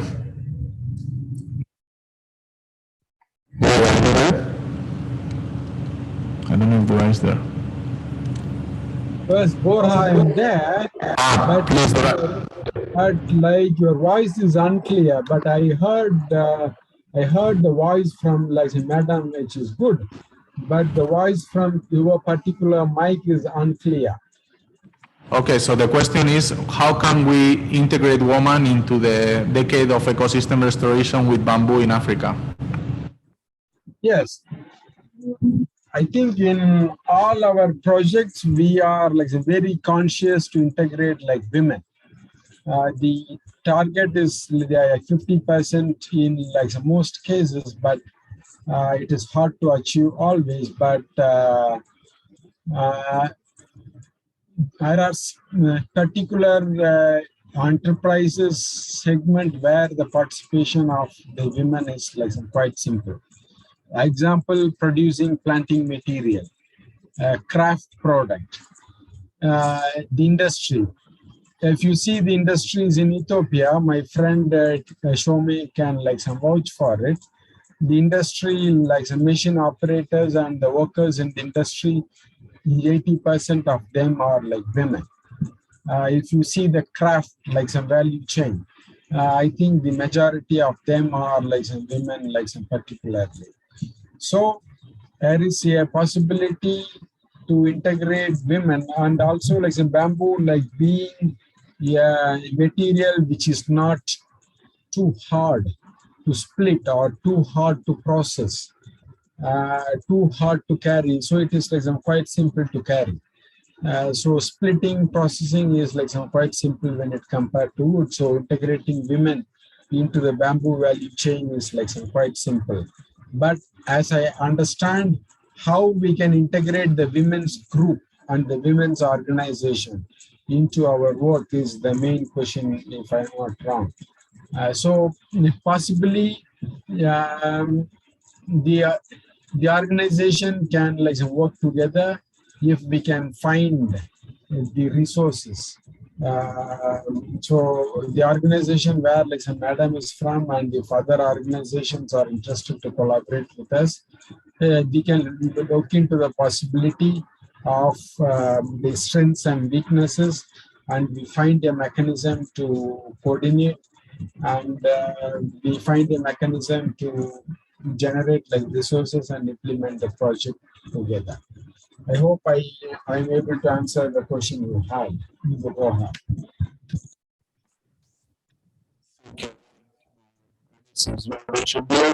Do you want? Well, I think in addition to what Durai said, we are already paying particular attention, and we are very sensitive to gender issues. So to know that these women has pledged 20 million trees to be planted as a contribution to ecosystem, I think there is ground for us to build your capacity nursery, bamboo nursery development, so that you can include bamboo into this 20 million that you want to plant. These are discussions I'll be very happy to entertain when you are back in Cameroon, and see how we can maybe start from Cameroon and see how we could expand it to other places where your network is based. We try to maintain at least, I think it's minimum 35% of our beneficiaries to be women, and I think an already organized group like yours is a very interesting target for us. So I think we can work on that. The other question on mangroves, when going through the literature, I haven't seen a case where bamboo has really been used for mangrove restoration, but bamboo has been used in mangroves rehabilitation, where it is not planted, but the bamboo comes is used for other structures that helps in the rehabilitation of the mangrove. But bamboo is really used for the stabilization of riverbanks to fight against erosion. That I know a lot of cases. We even have one in Cameroon in the Benue River, where we've planted a belt of 9 meters of bamboo with a spacing of 3 by 3, and it has helped a lot because the Benue River was really eroding and getting into people's farm and creating conflict and everything. So that we have cases. In terms of mangrove, I don't know, maybe if Durai has cases where we've used mangroves, we use bamboo to restore mangrove vegetation. As far as I can remember, I don't remember any case. Yeah, thank you. Yeah, I think you are quite right. We have not used like bamboo as a plant which is alive to like restore. The bamboo culms are being used like widely in some Southeast Asia, mainly in Thailand, to slow down the speed of the heights by planting like bamboo as like a biological fence there. The bamboo which is harvested. So then it provides like a mechanism to protect from the sea erosion and like rehabilitation of the mangroves. And as like a basic thumb rule, we cannot plant bamboo underwater. Bamboo is a system which is having like rhizome. It needs something for breathing. Of course, we have selective few species in like some Southeast Asia, mainly in Cambodia and in other places. There are like some few species which can grow in an inundated land. But like the majority or like the most or like all the bamboo species cannot survive under like water. So it can survive the flash flood, but it cannot survive under the water for 3 months, for like some 6 months. So like the picture what like Rene is showing now, it can be used for the mangrove like rehabilitation. Thank you. The floor is yours, like Mohan. Fantastic. Thank you, Durai. I think you both answered the question very well. I will give the floor to the gentleman who has been asking for it for 10 minutes. Thank you very much, gentleman. Go ahead. Thank you very much. My name is Benjamin Kamo. I'm from Liberia. And as you may know, Liberia is in the tropics, and we have a huge hectare of mangrove. And the reality is that in Liberia, we don't pay attention much to mangroves. And the reason why, because half of the country is forested. So we pay more attention to the trees, to the big trees than the small trees. But again, thank you so much for your presentation. I followed INBAR very closely for the past 10, 15 years. For every COP, I try as much as possible to visit INBAR exhibition. In fact, the last COP in Glasgow, INBAR was there. At the UNE 5.2 that was held in Nairobi, Kenya, there were some representatives of INBAR. And here again, INBAR, again, I want to say thank you for the role you play in terms of mangrove conservation and the wise use of mangroves. And what I can say here is that I'm prepared to offer my service to promote INBAR activities in Liberia. I think it is a unique opportunity where we have almost 60% of the young people looking for opportunities. And I think bamboo provides a unique opportunity in terms of shelter, in terms of land restoration, incentives, and others. Thank you. Thank you, gentlemen. I have time just for one more question. Do we have any question from here? Yes, the leader. Thank you, Chair. I'm sorry, I have two questions. I wanted to know, like bamboo or representations of the land, it talks about economies of scale. I am from Mauritius. It's a very small island, and we have our local farmers have also very small plots of land. So I was thinking what we could do with bamboos for very small and medium enterprises, except apart from handicraft. This is one thing. The second thing was, when you have such plantations, do you have any association that you could do with other crops or other agricultural commodities? Like, when you're growing trees, of course you can associate that with honey or livestock. Does bamboo do that? Thank you. Thank you, sir. I will leave the question about the bamboo for the first question, the first part of the question about how can bamboo support the small and medium enterprises to Mr. Durai. Durai, go ahead.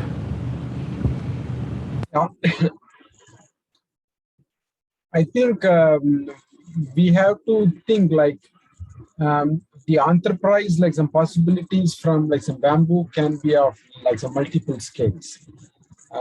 You can have an enterprise with only the knife. You have it at your house for producing craft and the furniture product without like much value addition. And at the same time, you can have an industry with an investment of like $1 billion USD. Producing having like a business turnover of like 1 billion USD per year. So the huge enterprise possibility is there. So what could be a suitable scale of enterprise, like some possibility in African context is probably anywhere between like $500,000 USD to like 1 million USD. There are few enterprises in Kenya. No, there are few enterprises in Ethiopia.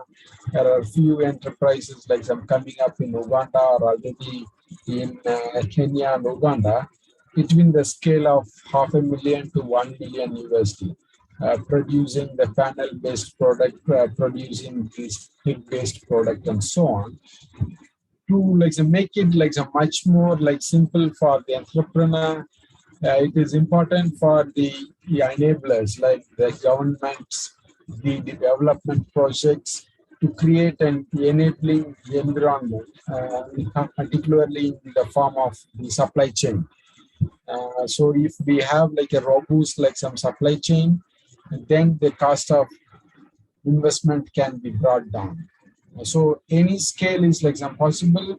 But if you are talking about the industrial scale, then $500,000 to like $1 million can be like a very good money to have an industry. I think Borja, do we still have time, or you want to like make me short? And they are pushing us to finish. Okay, fine, yeah. So I think. Yes, okay. Go ahead. Continue. I'm done. So yeah, I think this is the crux of the matter. The crux of the matter I have already said. Okay. Do you want to complete the second part of the question of the gentleman? So in terms of agroforestry, I think the rule of thumb is that you cannot intercrop bamboo with nutrient-intensive crops like maize, rice, millet, but the rest are pretty much fine. The science that you have to understand is about the buffer zone or the rooting system of bamboo. Usually you need to allow a buffer zone of 1 meter from the clump. And in terms of root penetration, bamboo goes somewhere around 30 to 40 centimeters. Then you have two growing seasons. You have when the canopy is open. When the bamboo plantation is less than 3 years, the canopy is open.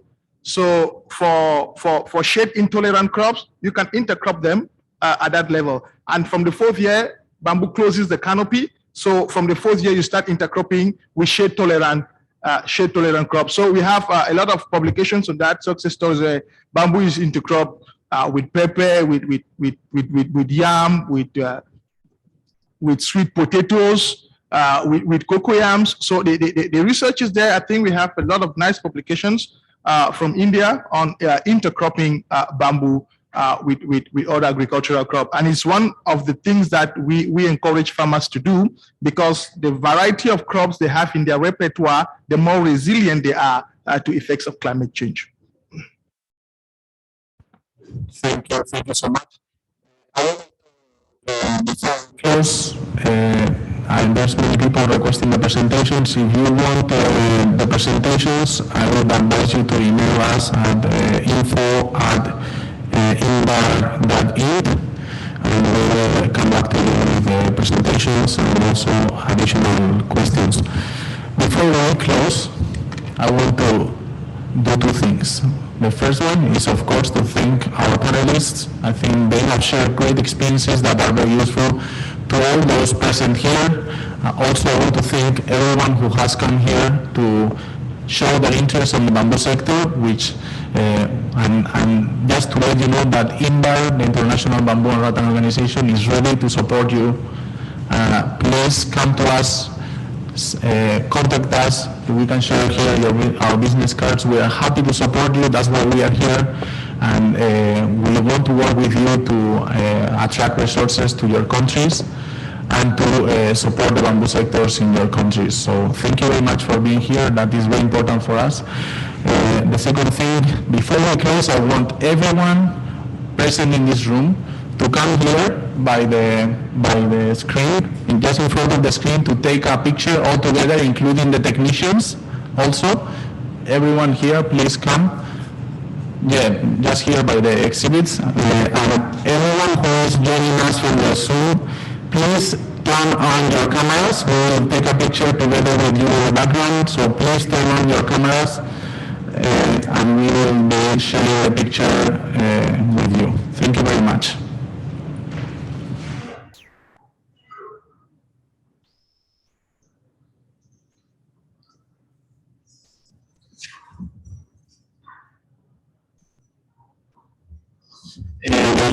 Please take the picture of the screen from your side. We will take the pictures from here. Thank you.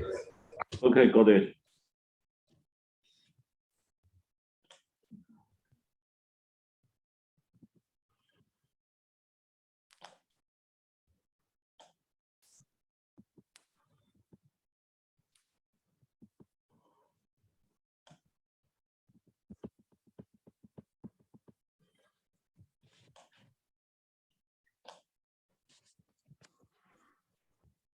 结束了是吧？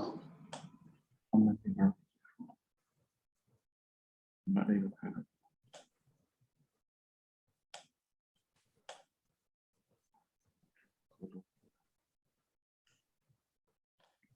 看看还有什么？这边没有，他们那边他们自己对我去现场集体活动，这边我把这个线上的截图。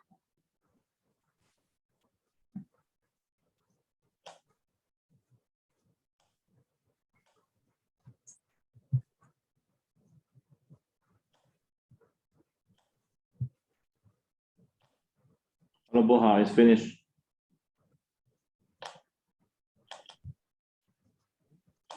我也在那做了。对，我就在这儿。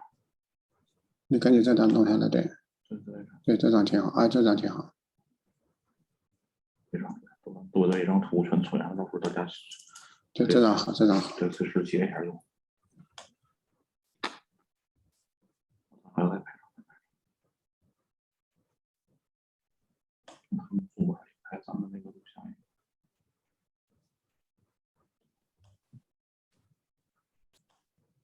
Okay. Thank you very much, everyone. Thank you, everyone who is joining us online at home. Thank you for joining us.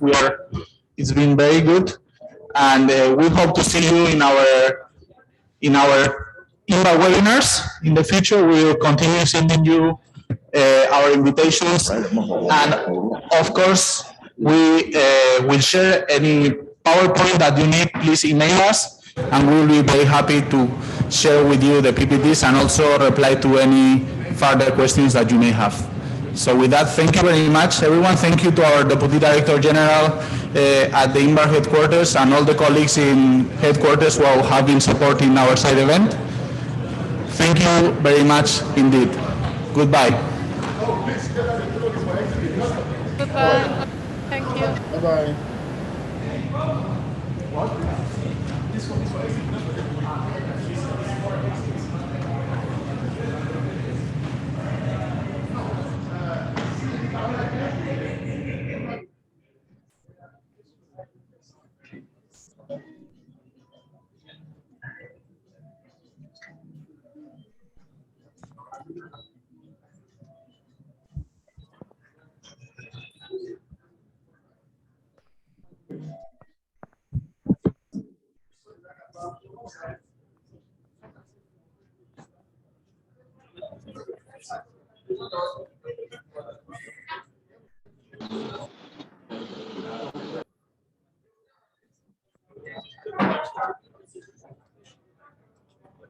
Okay.